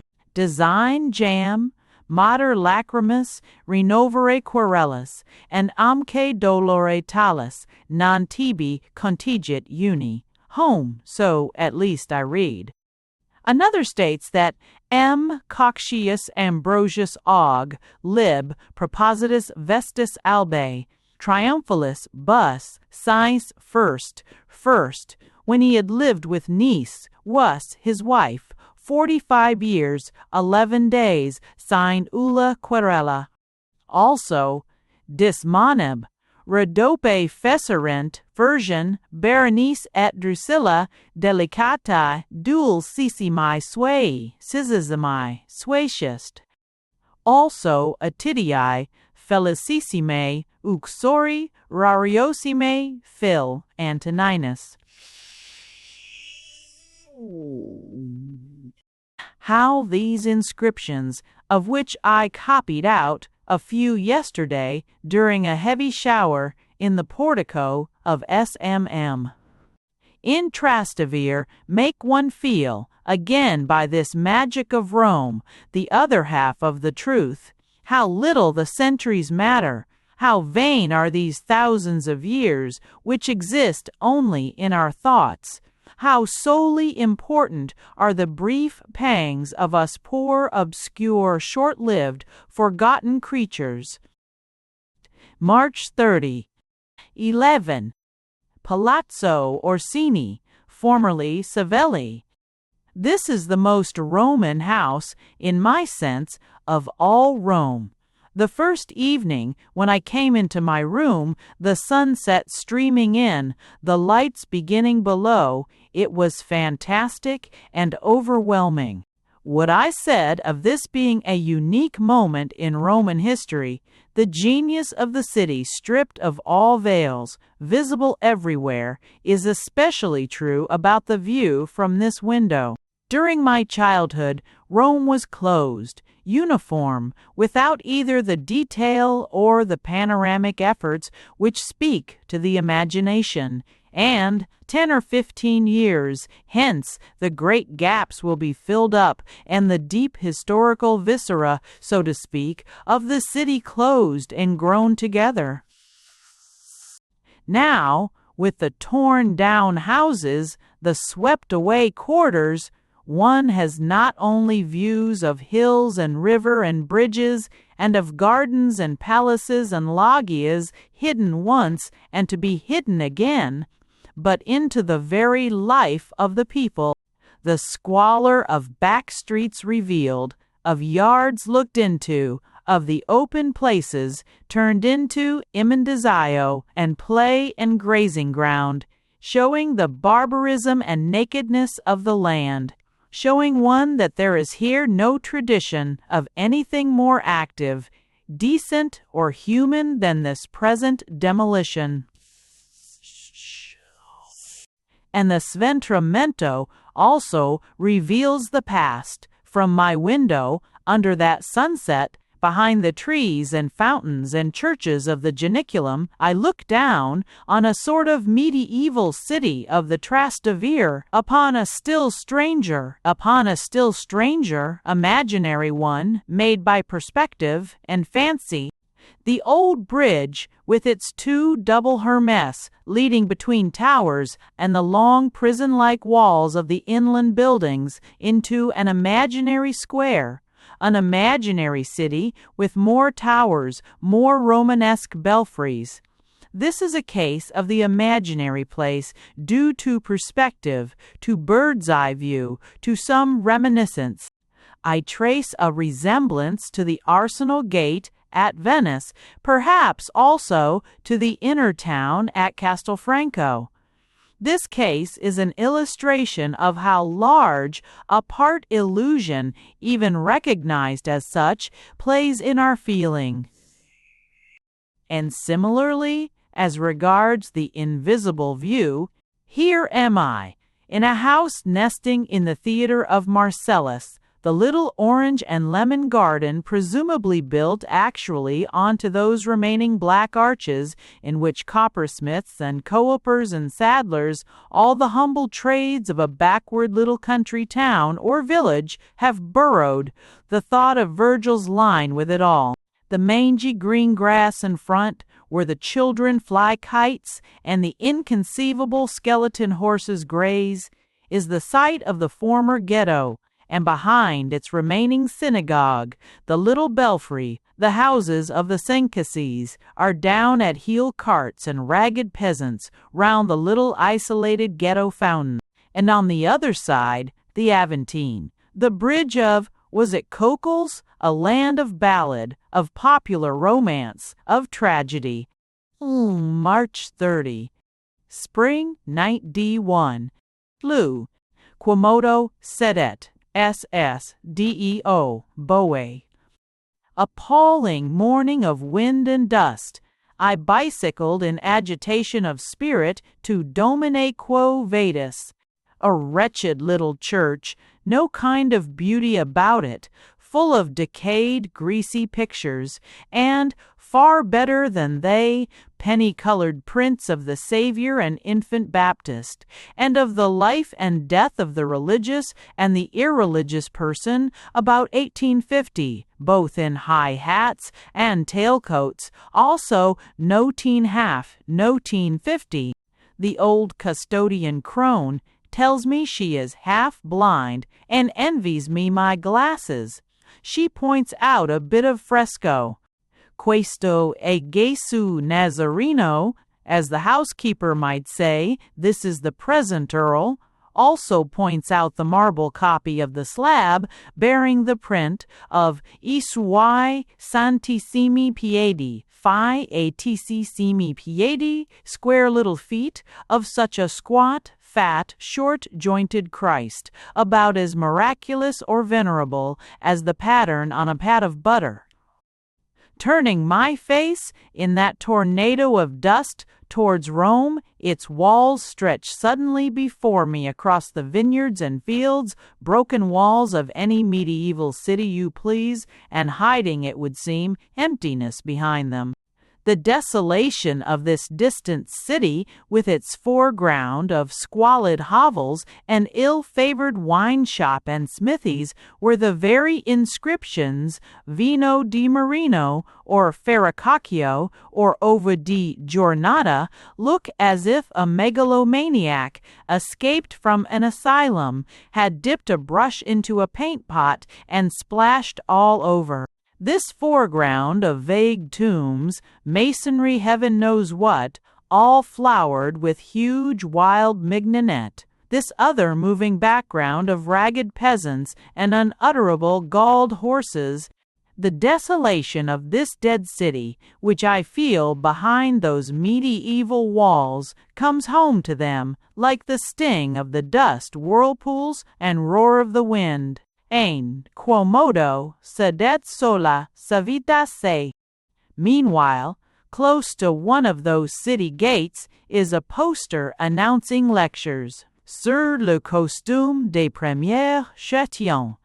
but not less incongruous, behind those walls of Rome are all of us, bringing our absurd modernnesses, our far-fetched things of civilization into the solemn, starved, lousy, silent past.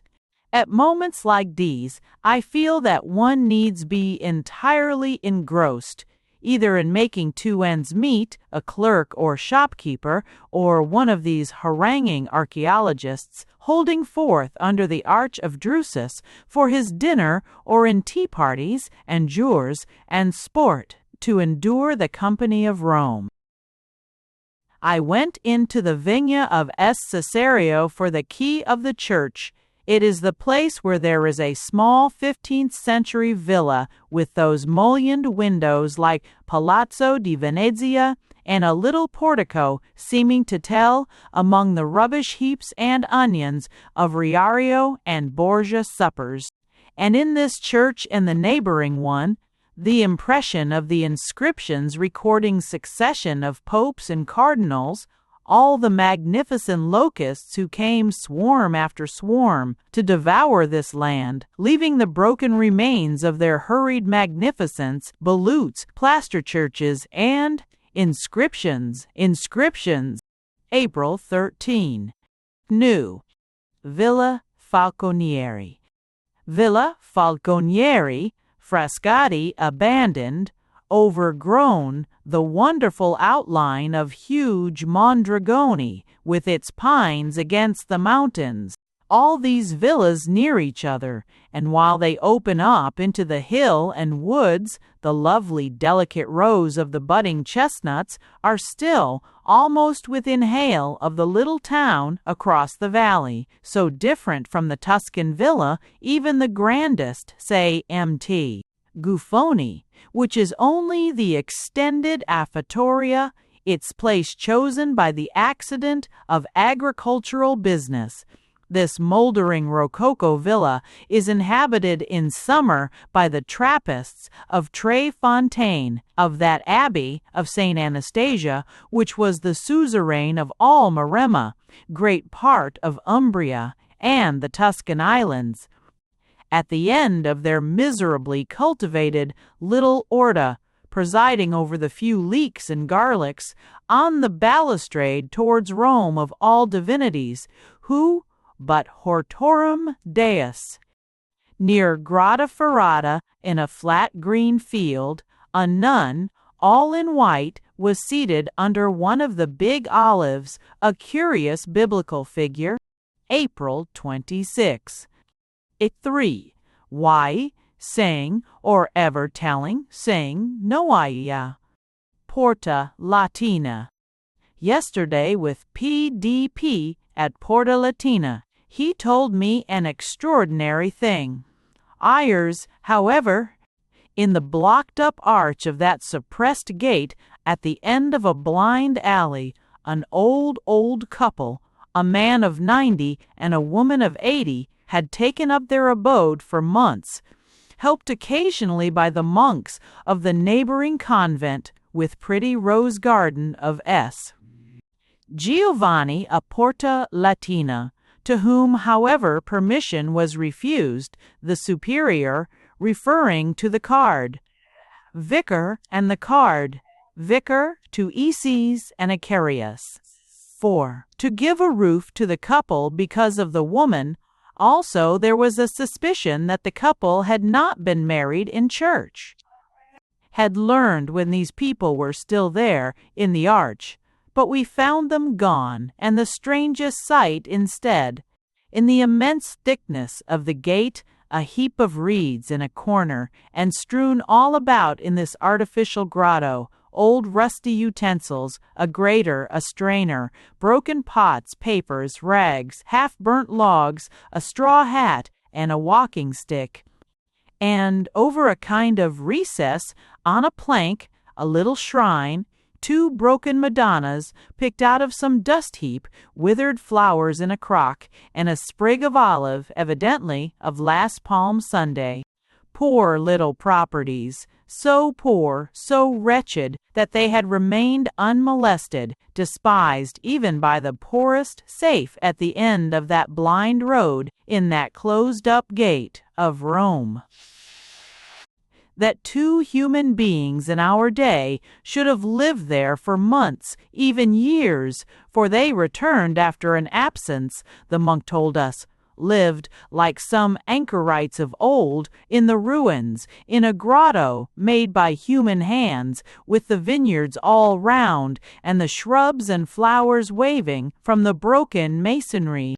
Their rags and shreds of paper littered the rank grass and acanthus by the walled-up gate, where the little Bramantesque temple stands, built by a French prelate under Julius II, and inscribed, "Au plaisir de Dieu."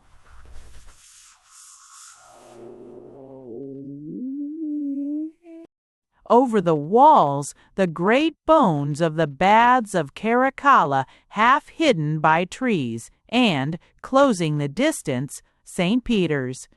We went into the little damp church, with a 12th-century campanile, and well in the rose garden, a deserted little place, only a bit of opus Alexandrinum and a string of Cosmati work remaining, all the rest overlaid by the frescoes and stuccos of a 17th-century Rosponi. The gray Franciscan who showed us round told us that a lady had given 500 francs for admission of the old man and woman of the gate at the PG27873, but these required the religious marriage. About a month ago, the couple was married and taken off to the PG27873 the day after the poor old man died.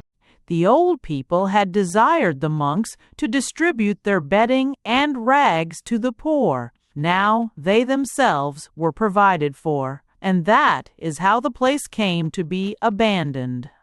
The old man told the monks he much preferred the arch to the damp cellar where a greengrocer of Rome used to make him sleep. "They had good sides, those people," I remarked. "Sfido, bonissimi," said the Franciscan. He was from Albi, but had got to speak with a Roman accent. While we were there under the impression of that story, of the deserted church, the ragged gray monk, and of that whole squalid, imaginative Roman corner, a little cart drove up with a young man and two little girls who went round with us and gathered sprays of hawthorn off the walls, leaving the pony to graze meanwhile. "No Romans," said PD, and indeed they turned out to be Vicentines, the young man, a student of law, taking out his young cousins for a scampanata, alling way, stie, and setting for 20 town way, setting for 20 PD very characteristically made them write their names for him in his pocketbook, and bowed to the little girls as if they were duchesses. More characteristically still, my friend carried off the old beggar's stick to keep in his study. April 26. A spring 1902. 1. The rubbish heap. Yesterday wandered in Trastevere and about Piazza Mattei and Montanara and back by bus, again this morning tram to Lateran in showers. The squalor of this Rome and of its people, the absence of all trace of any decent past, ancient barbarism as down at heel and unkempt as any modern slum, the starved, galled horses, broken harness, unmended clothes, and wide-mouthed sluttishness under the mound on which stand the Censi's houses, a foul mound of demolition and rag-pickers, only a stone's throw from the brand-new shop streets, the Lungo Tavere, the magnificence of palaces like the Mattei, Satani, and C. If Rome undoubtedly gives the soul peace by its assurance that the present is as nothing in the centuries, it also depresses one, in other moods, with the feeling that all history is but a vast rubbish heap and sink, that nothing matters, Nothing comes out of all the ages save rags and brutishness. There is a great value for our souls in any place which tells us, by however slight indications, of a past of self-respect, activity, and beauty, and I long for Tuscany. February 25. It open. The excavations. In the forum this morning with CSSS B and the excavator Boney. In the director's shed, a campionario, literally pattern sheets of the various strata of excavation, bits of rock, stone, tile, iron, little earthenware spoons for putting sacrificial salt in the fire, even what looked like a set of false teeth. Time represented thus in space.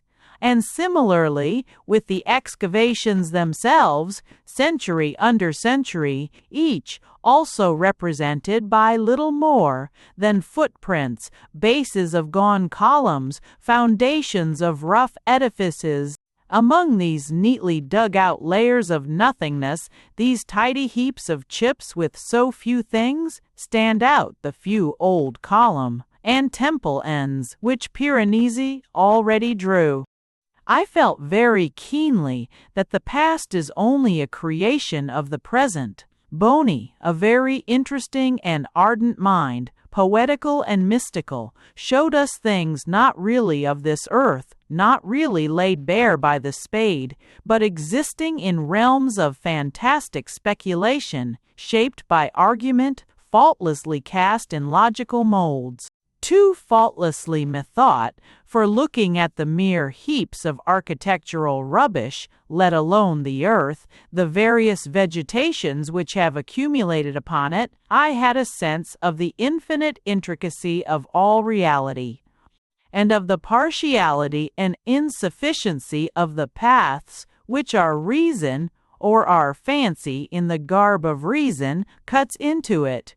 Rituals and laws whose meaning had become mere shibboleths 2,000 years ago, races whose very mien and aspect often their language can only be speculated on. All this reappears, takes precision and certainty. But is not this a mere creation like that of art or of systematic metaphysics? What struck me as the only certainty among these admirable cogent arguments was that the once tank of Juturna, round whose double springs Rome must have arisen to drink and worship this sacred and healing water where the Dioscuri watered their steeds after Lake Regillus, has been fouled by human privies so deeply that years of dredging and pumping will be required to restore its purity. Of how many things is not this tank a symbol as cogent as any which our archaeologist ascribed to those old symbol-mongers of his discourse? With us was a man who took no interest in all these matters, none in the significance of rituals, symbols, or the laws of racial growth and decadence. He wanted to be shown the place where Caesar had fallen. He was a survivor of the old school of historical interest, very out of date and droll. But is not this old-fashioned interest in half-imaginary dramatic figures as legitimate as our playing with races, rituals, the laws, the metaphysical essence of the past? February 27. 3. The meet. The meet the other day at Maglianella beyond Porta S. Pancrazio.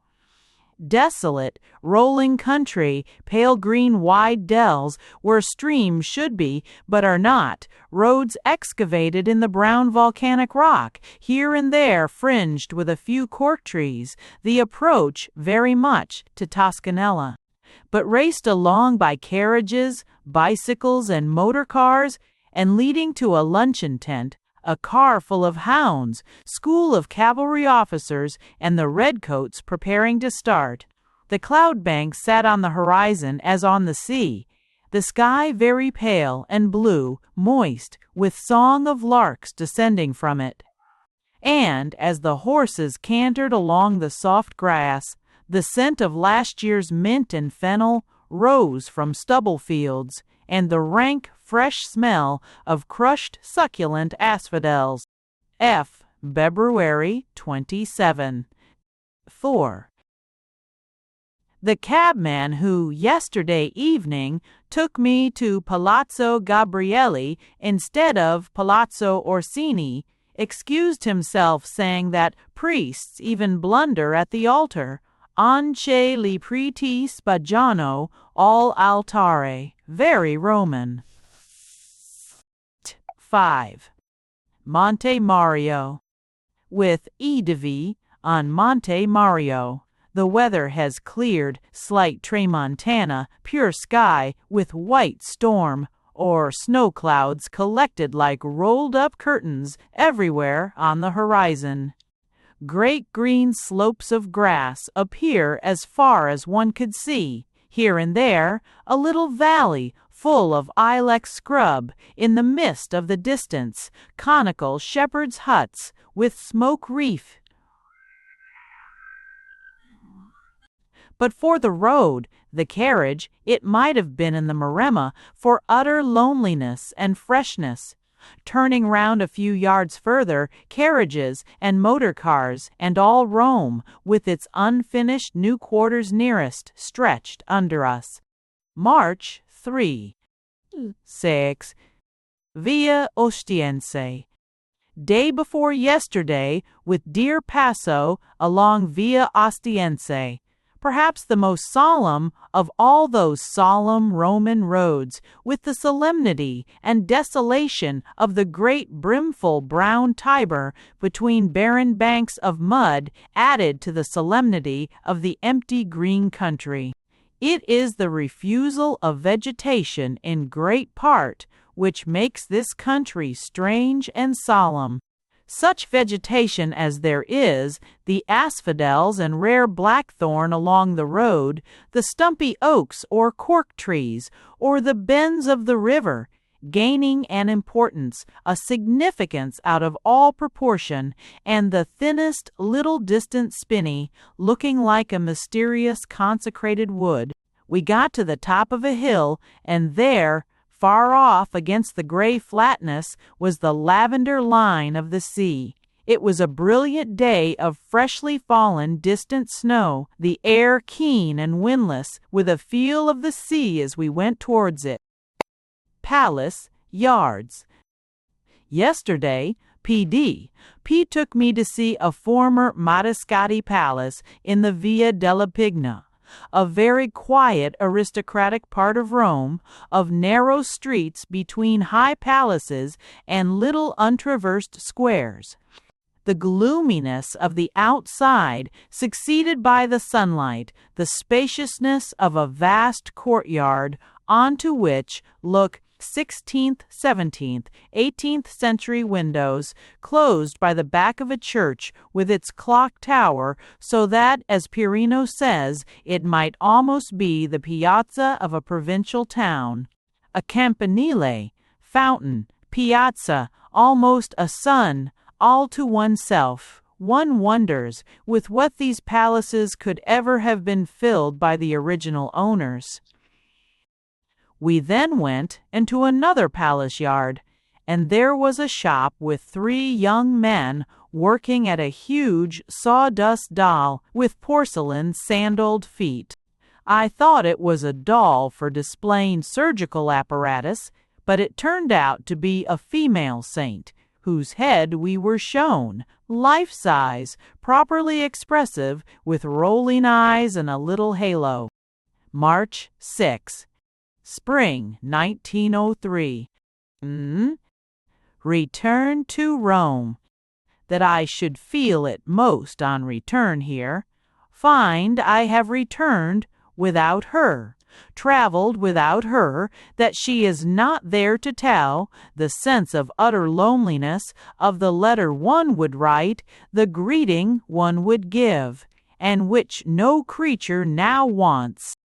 Yesterday morning, feeling ill and very sad, Rome came for half-hour with its odd consolation. I sat on the balcony of the corner room, very high up in the sunshine. Cabs, with their absurd Roman canter, crossing the diaper of the little square, circling, as I remember them doing in my childhood, round the unwilling fair.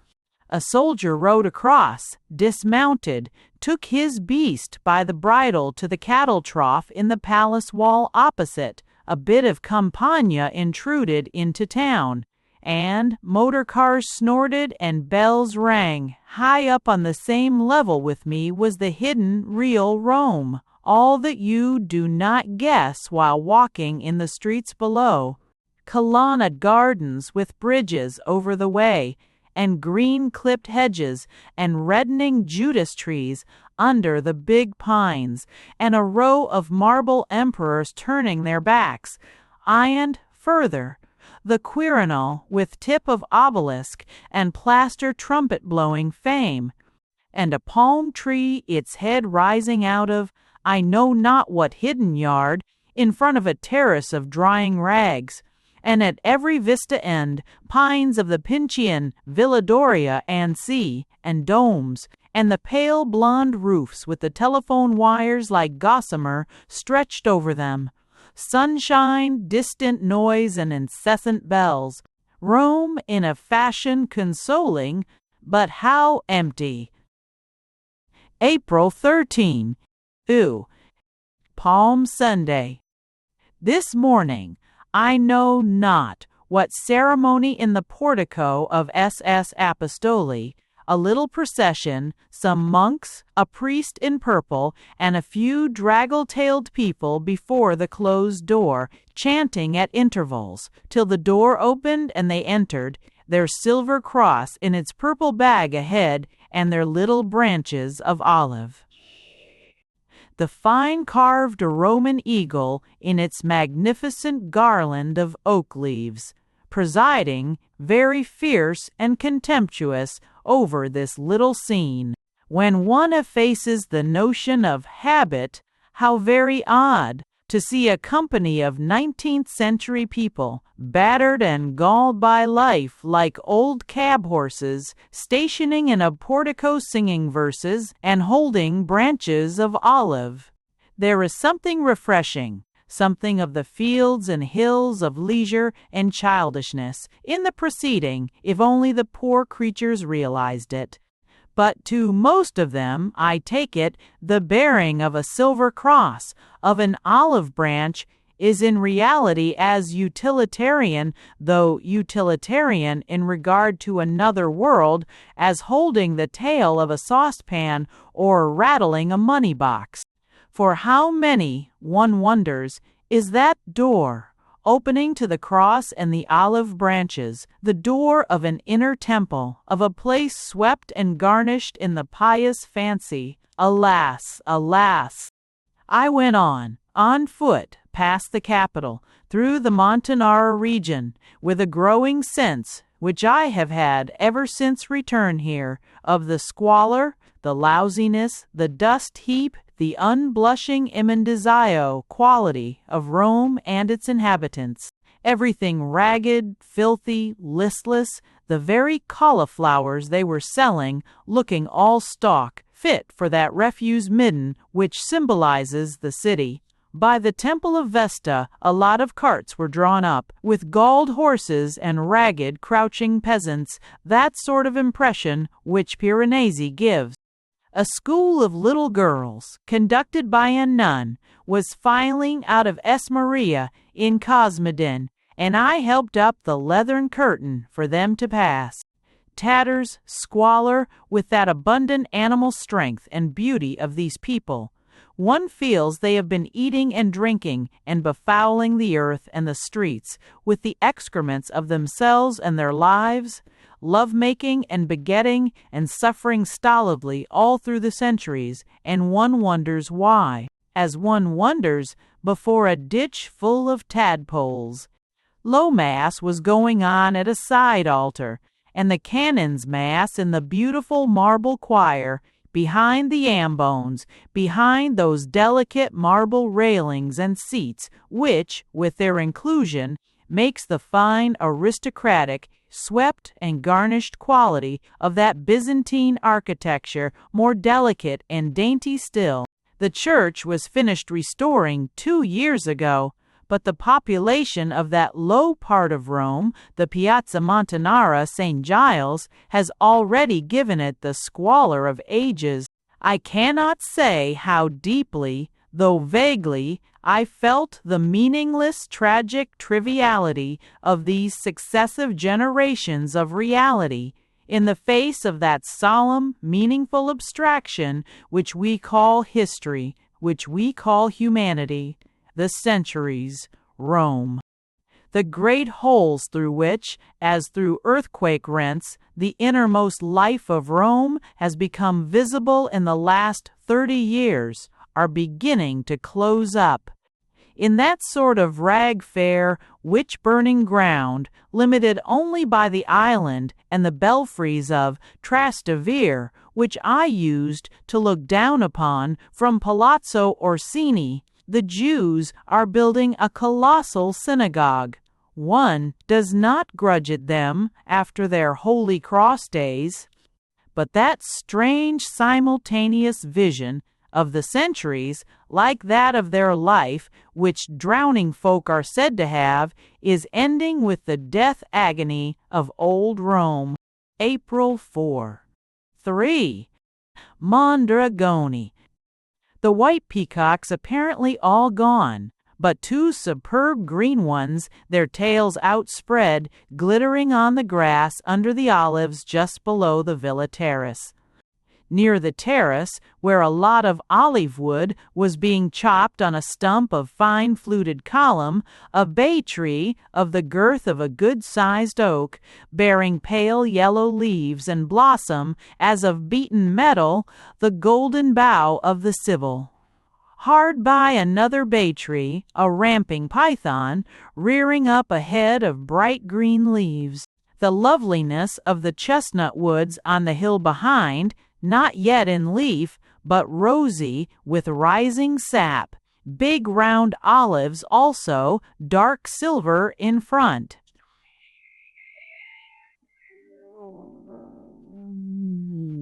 Wonderful rounded dimpled volcanic lie of the land as round Via Lante at Viterbo. We walked, the Carlo R.R. S. little governess and I, along round above Mondragone and down by Villa Falconieri, the 3 children on donkeys in front, Gabriella's boys and their cousins. The pleasantness of the children's voices, of their bear fighting in the train coming back, a splendid day of sun, wind, of dove's wing distant Campagna view. April 14. San Saba. San Saba, today, for the 2nd time this year, with those pleasant English people, the P.S. It was Thursday, and we were not admitted into the garden, though we were very kindly allowed into the loggia because the pupils of the Germanic College were having their weekly recreation, 100 of them. We saw their gowns, like geraniums or capsicums, moving between the columns and under the blossoming orange trees, and a party of them sat among the fallen pillars and broken friezes outside the little churches singing, and what? The Lorelei in chorus. Sika amt sich goldenem Kame und singt ein. Jan Lied dabei, Jan. Oh, friendly romance of Germany, lurking even in the house of the Lord, and cheek by jowl, with day propaganda fide. Pal. Ciara, April 16. S. 5. A convent. This morning with Antonia at S. Cecilia in Trastevere, having a special permission from minister to see the Cavalieri frescoes in the nuns' choir gallery, like poorer, clumsier Gollier. Duccio Byzantine with antique braided hair and Greek features. The impression of the convent, clocheria, little vestibule, a strongly grated small window inside it, apparently ending only in darkness. The Ruota, behind which a voice spoke mysteriously as through a telephone, the wooden shelf turning on itself and offering us a key opening by instructions of mysterious voice. An adjacent small room, 2 straw chairs on either side of small table before a thick black grating, another grating behind that, and a kind of perforated shutter between. The latter rattled away, a nun's face uncertainly seen, faded cheeks, immense eyes, white dress, behind the black double bars, the key restored to the Ruota, and engulfed after directions from the mysterious voice, another door, sound of keys and bolts. In all this, a predominant and lugubrious impression of keys and bolts. The little portress, Donna Maria Geltude, for these nuns are Benedictines and have the handle to their names, a wizen, very ugly little woman in incredibly shabby but spotless dress, white wool washed threadbare to an appearance of linen, voluminous skirts, and black veil. A glazed cloister with 12th century columns, a few pictures, 17th century tables and chairs, as in a passage, more passages similar, with prie-dieu and scant peasant furniture. Yes, but only on asking the abbess, terror of none, lest Antonia and I should go on or into anything not mentioned in our permit, the impression that in this life all can be done, but done only by permission.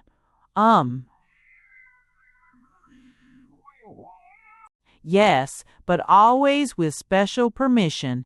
Permission and bars. In all these corridors and stairs, not a creature. Only at one moment a door stirred. Antonia thought she saw a nun. Little garden, with box hedges and lemon trees. The inner windows' cells open on this garden are large, ordinary, and without bars. There was even one long ground floor window with a little balcony and steps with a cat on them, but never a soul. Great bareness, fair neatness, and order.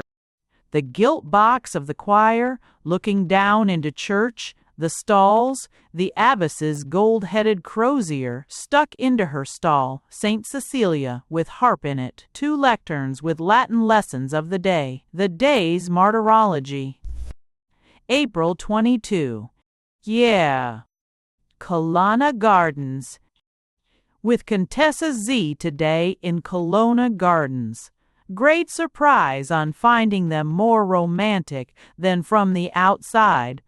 A terrace with all Rome, blonde, all manner of unexpected towers and cupolas, the pines of the Janiculum, staircase fountains, waterless but noisy, the Roman veil of vegetation everywhere, and great vague walls of spaliered roses and lemons. In the midst of these terraces and balustrades and crowded nurseries of flowers, the surprise of finding that great vague building I have noticed from below is a ruin, roofless, full of wild fig, a castle's square keep, medieval, antique, the place surely whence the imaginary Nero watched the burning and harped. April 25. Guide 7. Palo Beach yesterday, motored there by my French friends. I have had fever some days past, and there was more than mere pleasure and amusement in sitting on the sand and breathing the clean, cloudless sea air, instead of the sirocco stuff we had left, alternately simmering and shivering in Rome.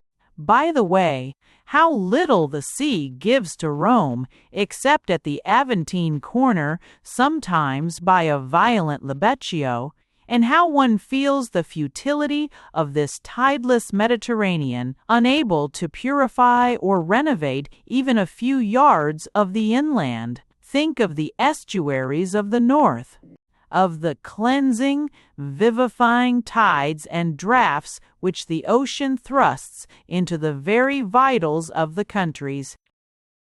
No one feels, ever landed, since Aeneas and his companions upon this shallow strand, save the raiding Saracens and Barbary pirates, against whom the castle, the Martello Tower, barely more of Palo, was built. For there is not even here what represents the life of the Mediterranean, the jutting rocks, the sucking in of sea by the cliffs, the sudden squalls of the stony coasts where sea and land really play and fight together, waves leaping tower high and battering at hillsides and swirling in and out of creeks. Here, one understands that a storm would mean mere passive submerging, the water rising higher, covering the straight narrow beach, the low green fields noiselessly, and retreating when so inclined, with neat stacks of seaweed and samphire left behind. The renovation of Rome, like its drinking water, has always come from the mountains. The Tiber mouth is their outlet, not the inlet of the sea. And the mountain clouds change in shape, stagnate and brood in this low trough. The mountain air faints, dies in these fever levels. The beach of Palo is only a few yards wide, a low natural wall of corroded tuffo, covered with no maritime bent, but ordinary grass, a line of sea refuse, a band of fine black sparkling sand, and little waves fringed black with that mournful sand breaking feebly against it. A high sky with a few sailing clouds, and in it, rather than on the sea, some boats, like toy ducks, on the offing, motionless. We sat on the sand, digging into its moist warmth, and amused, I at least, that this glittering beach left no trace on the land, making Carpaccio St. Towers. George dragons, with inserted eyes of sand, flint, out of blistered drift wood, and looking about, later, for bits of antique marble and brick upon the sands. For this lazy sea appears to wash no pebbles of its own bringing, but only fragments of stone brought by man, broken off man's buildings, shot by him into the Tiber, in the days, no doubt, when columns were sawed into discs and smashed into petal-shaped wedges for the opus Alexandrinum. I don't think we saw one natural-looking stone upon that beach. Everything seemed vaguely precious and outlandish. Basalt, porphyry, agate, Rosso antique, and serpentine still bearing its original polish. Also fine white marble,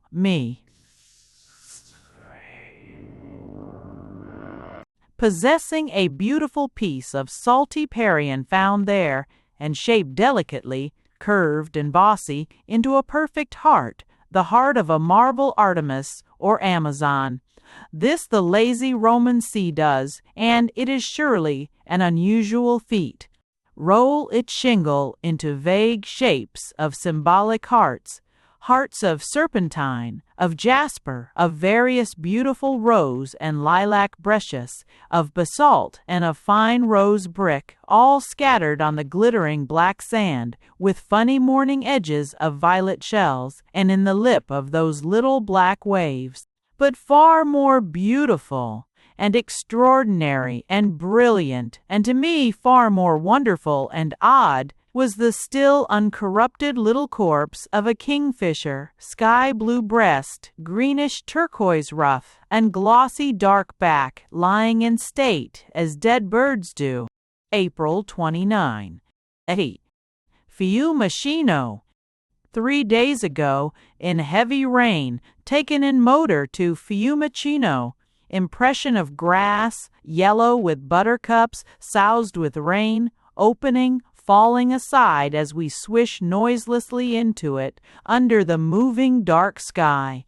Magliana, a big farm, one takes a minute in the soaking, filthy yard among manure and litter to recognize that this dilapidated, leprous-looking building is a palace with mullioned 15th-century windows and coats of arms and inscriptions of Cibo and Riario popes.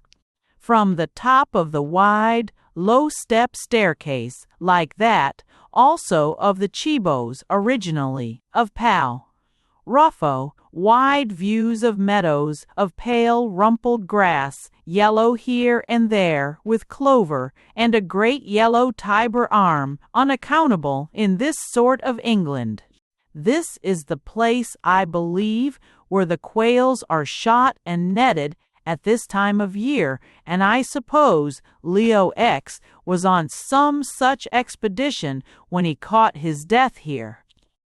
Fiumicino, a canal or arm of the Tiber, a yellowish marsh, a big uprooted-looking Martello tower by the beach, and a little pier with a green boat like a beetle in the rain, the look of Viareggio or Porto Corsini, of all the little god-forsaken and strangled harbors of this country.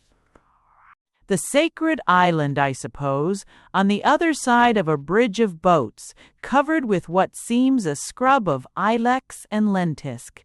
Good dawn. Via Ardeatina. Yesterday, again, in pelting rain, far along Via Ardeatina, the brutes have taken away the little river god from off that trough in the little valley of poplars.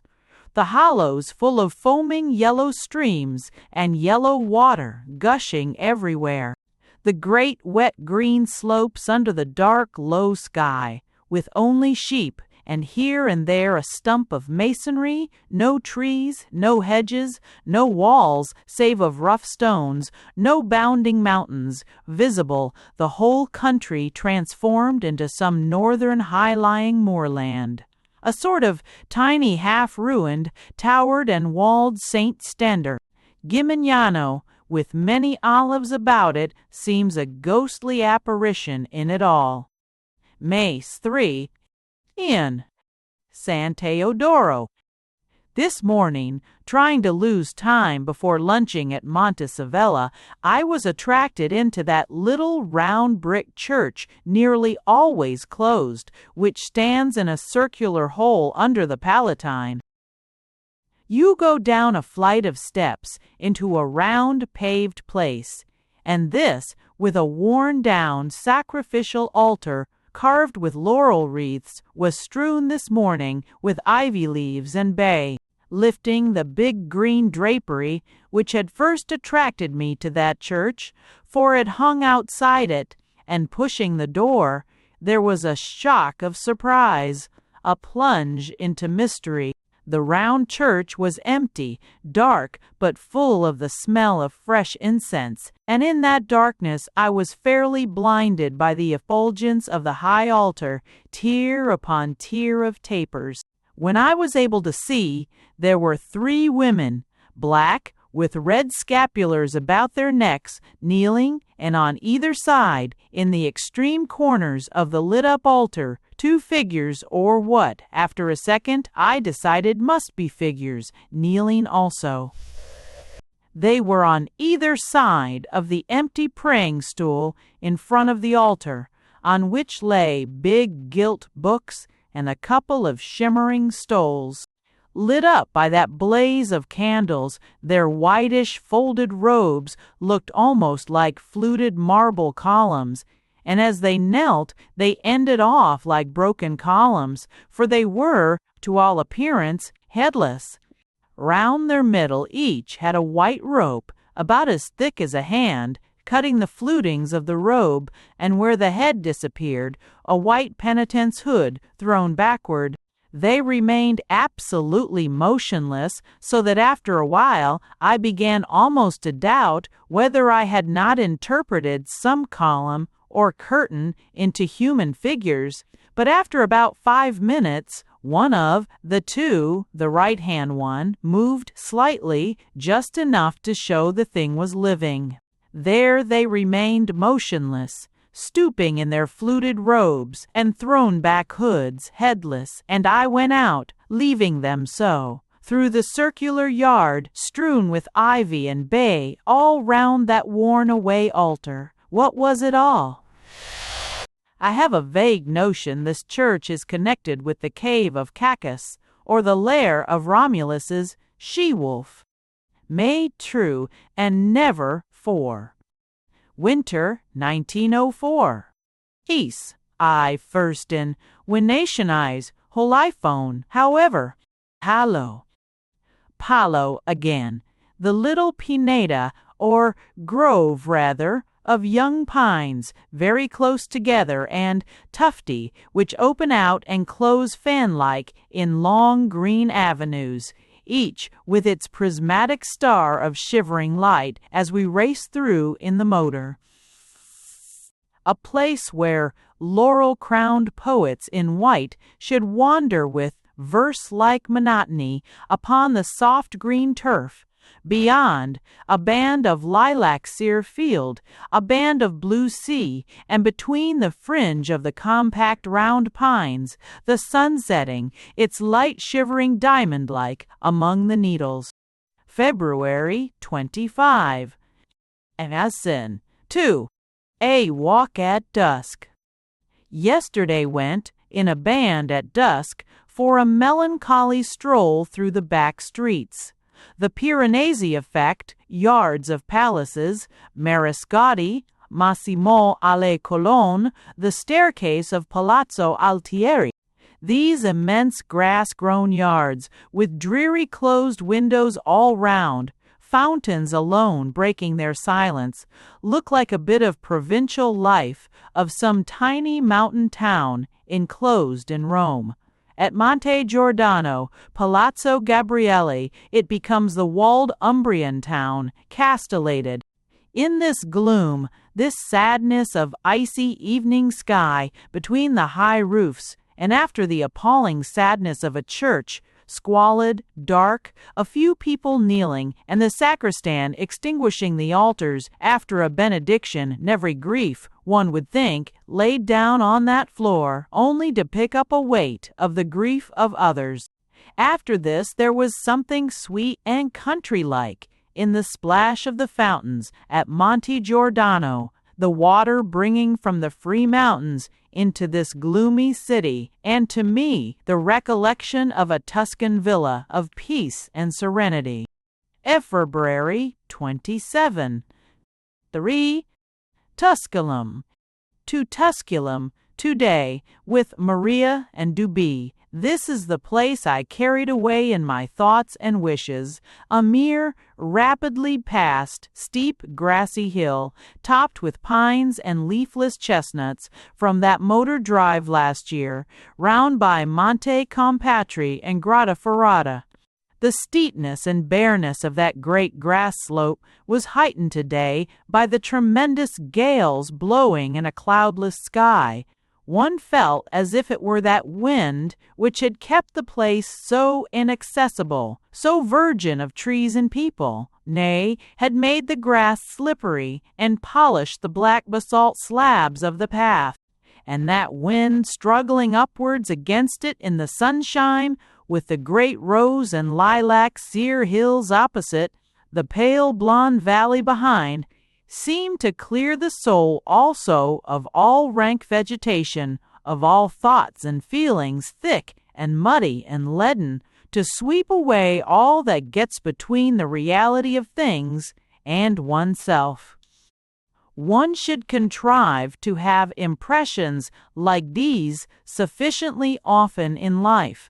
This is the excitement which is helpful, the heart beating, the breathlessness, the pain even, which brace and make us widely sensitive. Brother Wind, why did St. Francis not invoke him?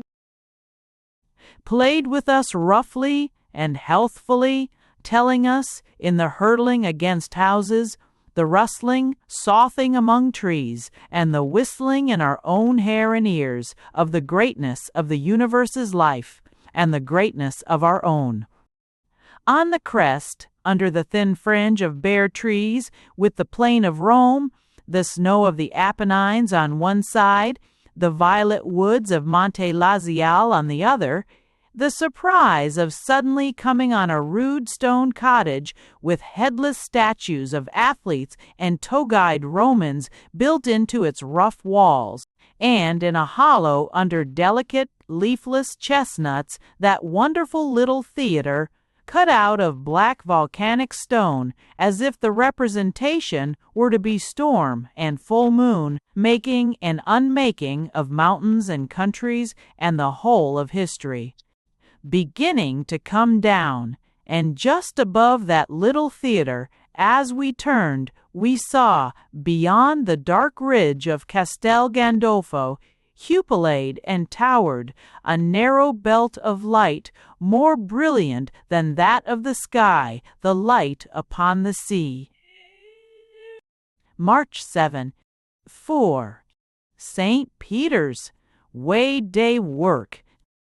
The greatness of the place had taken me, and quite unexpectedly, at once, the pale shimmer of the marble and the gold, the little encampment of yellow lights ever so far off, close to the ground at the confession, and, above all, the spaciousness, the vast airiness and emptiness, which seemed in a way to be rather a mode of myself than a quality of the place. I had come to see, if I could, Palaiolo's tomb in the chapel of the Sacrament. I found the grating closed, and kneeling before it, a foreign northern-looking man, with grizzled curly hair and beard, and a torn fustian coat, and immense nailed shoes. He was muttering prayers, kissing his rosary or medal at intervals, and slightly prostrating himself. But what struck me, and apparently others, for people approached and stared, was his extraordinary intentness and fervor. He was certainly conscious of no one and nothing save whatever his eyes were fixed upon, either the sacrament or the altar behind that railing, or merely some vision of his own. And he seemed not only different from everyone else, but separate, isolated from that vast place which made all the rest of us so small, such tiny details of itself. He was no detail, but an independent reality. He and his prayer, his belief, his nailed shoes, all come, who knows how far, in what loneliness. I got the sacristan to open and went in to see the tomb, a mad masquerade thing, everything in wrong relief and showing the wrong side, the very virtues or sciences flat on their backs so that you could not see them. And in the middle, presenting his stark bronze feet, the brown, mummied-looking wicked pope with great nose under his tiara. An insane thing, more so than any Bernini monument, I thought. Perhaps it was the presence of that man praying away outside which affected me to think this. There he was, as little likely to move away, apparently, as the bronze pope stretched out, soles protruded, among the absurd allegories. I went also to see the Pietà, and then stayed a long while walking up and down. But still the man was kneeling there, and might be kneeling, doubtless, till now, or till doomsday, if the vergers had not, in closing the doors, turned him out.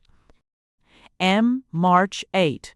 Wary over a hummin' wive over. 5. Crypts. Yesterday, the Grotta Vaticane, the crypts of St. Peter's, a horrible disappointment, and on the whole, absurd impression. That of being conducted down a little staircase carpeted with staircloth through the basement of a colossal hotel, with all the electric light turned on at midday. And other antiquities, as we see them in Italian inns, crammed against walls and into corners. Donatello and Mino bas-reliefs become sham by their surroundings, apocryphal Byzantine mosaics, second-rate pictures. Even empty sarcophagi and desecrated tombs, just as at Rietis or Della Torres at Venice, and with 17th-century gilding and painting obbligato overhead, and then into wider corridors, whitewashed, always with that glare of electricity from the low roof. Corridors where you expect automatic trucks of coals or dinner lifts, and where the vague whitewash cubes of masonry against the walls suggest newfangled washing or heating apparatus, and instead, they are the resting place of the Stuarts, only labels telling us so, or of medieval popes, and that vague arch thing with wooden cover, painted to imitate porphyry, is the tomb of the Emperor Otho, and there, as we go on, it grows upon one that the carved and mitred figures tucked away under arches are not warehoused for sale to forestier, but lying on the sarcophagus, over the bones or the praecordia of Boniface VI. Waiting at the head of that staircase for the beadle, faint strains of music come from very far. In St. Peter's, a great choral service like this one, going on in the left-hand chapel, becomes a detail lost, as in the life of a whole city. March 17. 6. San Stefano. San Stefano Rotondo, on that rainy afternoon, the extraordinary grandeur of this circular church filled with diffuse white light. Architecturally, one of the most beautiful Roman churches, certainly, with its circle of columns surrounding the great central well, where two colossal pillars carry the triumphal arch, carry a great, blank, windowed wall above it, immensely high up. Those columns, that wall, pearly white, of carved and broken marble against pure chalky brilliancy of whitewash, seem in a way the presiding divinities of this great circular sanctuary in the church's center, or is it the white light, the solemn pure emptiness among them? An immanent presence, greater certainly than could be any gigantic statue. Of March 18, 7, Via Latina. Afterwards, in fitful rain, we went to the tombs and the little roofless basilica near them in the Via Latina, and walked up and down, a melancholy little party enough, grubbing up marbles and picking them out of the rubbish heap among the quickening grass. The delicate gray sky kept dissolving in short showers. The corn and plowed purple earth, that compost, were drenched and fragrant with new life, and the air was full of the twitter of invisible larks. But in this warm, soft renewal, there was, for us, only the mood of lost things and imminent partings, and the song of the peasants in the field hard by told not, as it should, of their mountains, but of this sad, wet landscape traversed by endless lines of ruins. Suddenly, in the clouds, a solid dark spot appeared, the top, the altar slab of Mons Laterales, and little by little the clouds slipped lower, the whole mountain range of hills stepped forth from the vapors, with its great peaceful life and strength. Seps and T. Spring 1905. 1. Rome again. Yesterday, after D. Laura's took de B, that walk through the ghetto, along the Tiber quays by the island, a stormy, wet day, Rome again. As we stood by the worn Januses of the bridge and looked into the swirling water, thinking of how that Termacea Apollo had lain there, the Tiber, like Marsyas, flaying one fair flank of the god, I felt Rome and its unchanging meaning grip me again and liberate me from the frettings of my own past and present. We went in to see some people who are furnishing an apartment in Palazzo Orsini. A very Roman impression, this. The central court of that fortified palace built into the theater of Marcellus. Lemons spaliered and rows of tangerine trees, with little Moorish-looking fountains between, only the sky above, only the sound of the bubbling fountains. You look out of a window, and behold, close by, the unspeakable rag fair of that foul quarter, with its yells and cries rising up and stench of cheap cooking. We saw some small Renaissance closets, still with their ceilings and fireplaces, where tradition says a last Savelli was stabbed. A feudal fortress this, and, like those of the hills round Rome which these ruins mimic, raising its gardens and pompous rooms above the squalor of the medieval village. Immediately below, the corridors of the theater, below that, the shops where pack saddles, plows, scythes, wooden pails, the things of a village, are for sale in the midst of those black arches. And then the dining room, library, bathrooms of excellent New Englanders crowning it all, and in the chapel, their telephone. Take care, I said. The message will come some day, not across space, but across time. Gon ci parlo, well say, the white devil of Italy, all's well. In that Campitelli quarter, the constant blind turnings behind the great giant palaces, places for cut-throats, for the sudden onslaught of bravos. I feel very often that if one lived in all this picturesqueness, the horrors of the past, the vacuity of the present, would drive one, I know not whither. I have had, more than ever this time, the sense of horror at the barbarism of Rome, of civilization being encamped in all this human refuse and doing nothing for it, and the feeling of horror at this absorbing Italy, and at one's liking it. They are impressions of the sort I had at Tangier. And the face of an idiot beggar, the odd pleased smile above his filth, suddenly brought back to me that special feeling, I suppose, of the East. We are wretched, transitional creatures to be so much moved by such things, by this dust heap of time, and to be pacified in spirit by the sight of all this litter of ages. 'Tis a Hamlet and the gravedigger's attitude, and the attitude of Whitman in the fertile field of this compost is a deal better.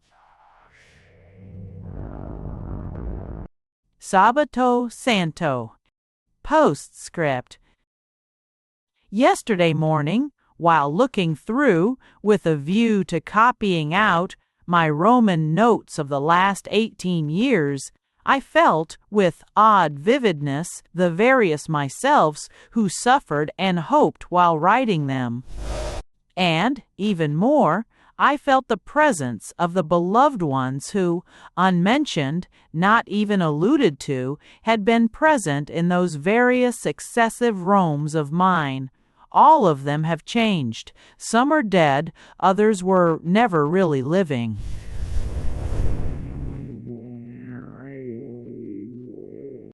Back with their feeling of, then, back with their presence, in one case the presence of a distant companion to whom I could show these things only in thought, their complete realization or their half-explicit charm, their still unshattered promise. Of all these I find not a word, barely a name, nothing telling of them to others. Only to me, in these sights, impersonal and almost eternal, on these walls which have stood 2,000 years and may stand 2,000 more, and these hillsides and roads full of the world's legend, there appear, visible, distinct, the shadows cast by my own life, the forms and faces of those changed, gone, dead ones, and my own. Florence, April 1905. Transcribers. Note: the edition from which this text was drawn is volume 4175 of the Tauchnitz edition of British authors, where it appeared together with Laurus Nobilis, also by Vernon Lee. The volume was published in 1910. Section IV in Under Spring, 1902, is not named in the original book. The following changes were made to the text: turning out of great ragbag, turning out of a great ragbag. Biguni, begine. Comes home to Theen, comes home to them. Solemn, meaningful abstraction, solemn, meaningful abstraction. Thanks for listening to The Spirit of Rome by Vernon Lee.